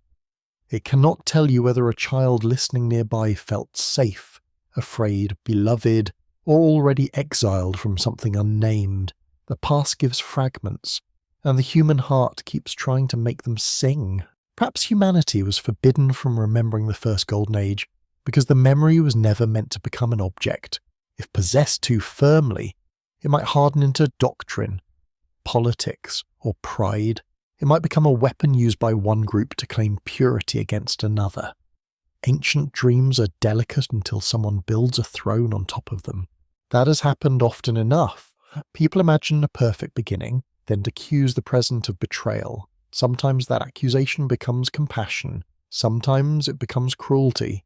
A lost paradise can inspire justice, but it can also feed resentment. Memory is powerful medicine. Taken wrongly, it becomes poison. A quirky fringe tidbit still waits at the edge of the field, because history always has an edge, where speculation gathers with a lantern. Some modern seekers believe the Golden Age was a literal lost world, hidden by cataclysm, priesthood, or deliberate suppression. Serious historians do not accept such claims without strong evidence. Yet the persistence of the belief reveals a need that facts alone do not quiet. People want the door to have been real. They want a map. They want a buried tablet with the missing name, doors. They want one chamber under sand where the whole story waits, patient and complete. You can hardly blame them. A complete answer would be restful. It would let the mind stop circling the same ancient question, but perhaps the open door would disappoint you. Perhaps inside it would not be a shining world, but a mirror. Perhaps the first Golden Age was never a place humans were meant to return to, because its deepest function was to keep alive the knowledge that life can be judged by something gentler than survival. The open scholarly debate remains unresolved and probably will remain so. Some researchers interpret lost age traditions as memories of social transformation. Others see psychological structures, theological boundaries, literary inheritance, or political shaping. Comparative scholars trace patterns across cultures while warning against easy conclusions. The debate is not failure. It is the proper sound of careful minds standing before incomplete evidence. You walk across the field. The grass is damp now, brushing your ankles with cold beads of moisture. Each step releases the faint scent of crushed stems. In the distance, the outline of low hills darkens against the sky. Above them, stars appear with impossible patience, as if they have been watching every version of the human story and have wisely chosen not to interrupt. The unfinished remembering is not a lack alone. It is an invitation to humility. You cannot claim the first age entirely. No king can, no priest can, no scholar can, no dreamer can. That may be its final protection. The golden age remains beyond ownership. Still, it works within you. It makes you uneasy before injustice. It makes you tender toward ruins. It makes you suspicious of any order that calls itself permanent. It helps you notice when power renames burden as destiny. It lets beauty feel like evidence, though evidence of what remains uncertain. The ancient stories do not give a hard conclusion. They rarely do when they are at their best. Instead, they leave images suspended in the mind. A garden behind a gate, a boat on the dark water, a serpent at the threshold, a king reigning too long, a field of grain under a hard sun, a ritual lamp trembling in a temple doorway, a song of gold in an iron age. These images do not answer the question directly. They change the one who asks it. Perhaps humanity was forbidden from remembering because the first memory was too bright. Perhaps because it was too painful. Perhaps because it would reveal that civilization is both shelter and cage.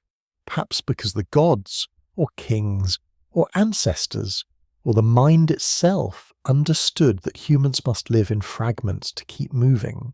Or perhaps nothing was forbidden at all.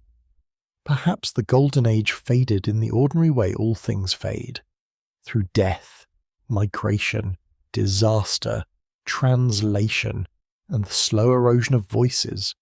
Then later generations, feeling the emptiness where memory should have been, imagined a prohibition because loss is easier to bear when someone caused it.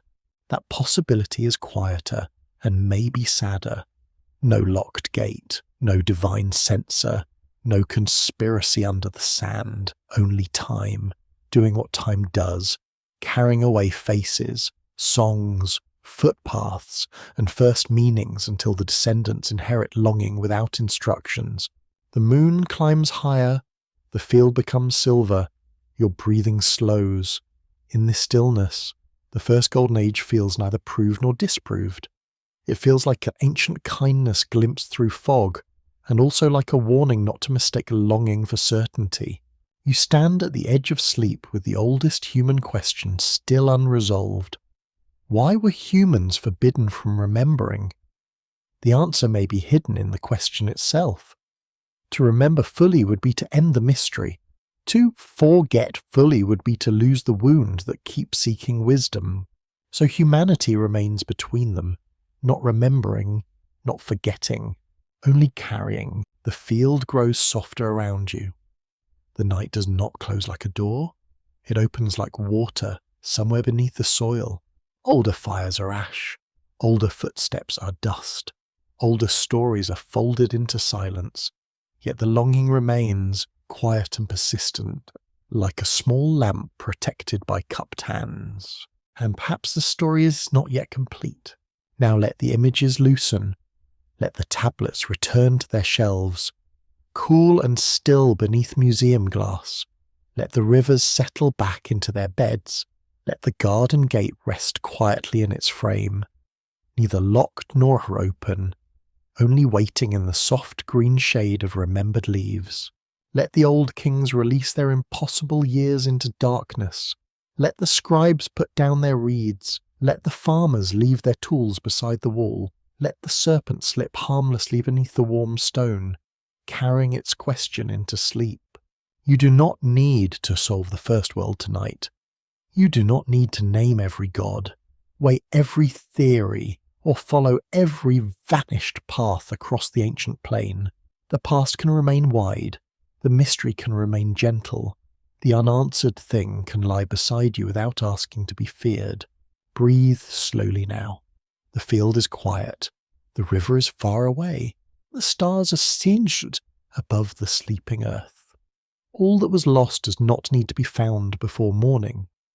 Some memories are allowed to rest unfinished, and some doors are kinder when they stay half hidden in moonlight. You are here, in the later world, where bread still warms the hand, water still reflects the sky, and tired hearts still dream of a kinder beginning. That is enough of this hour. Let the old golden age become a dim glow beyond the hills, not demanding belief, not demanding proof, only fading softly into peace. Sleep can come without answers. History can keep its secrets. The night can hold what the mind cannot. And as your thoughts drift like reeds on the slow water, the ancient story grows quieter, gentler, and farther away, until it is only a whisper beneath the stars. Good night.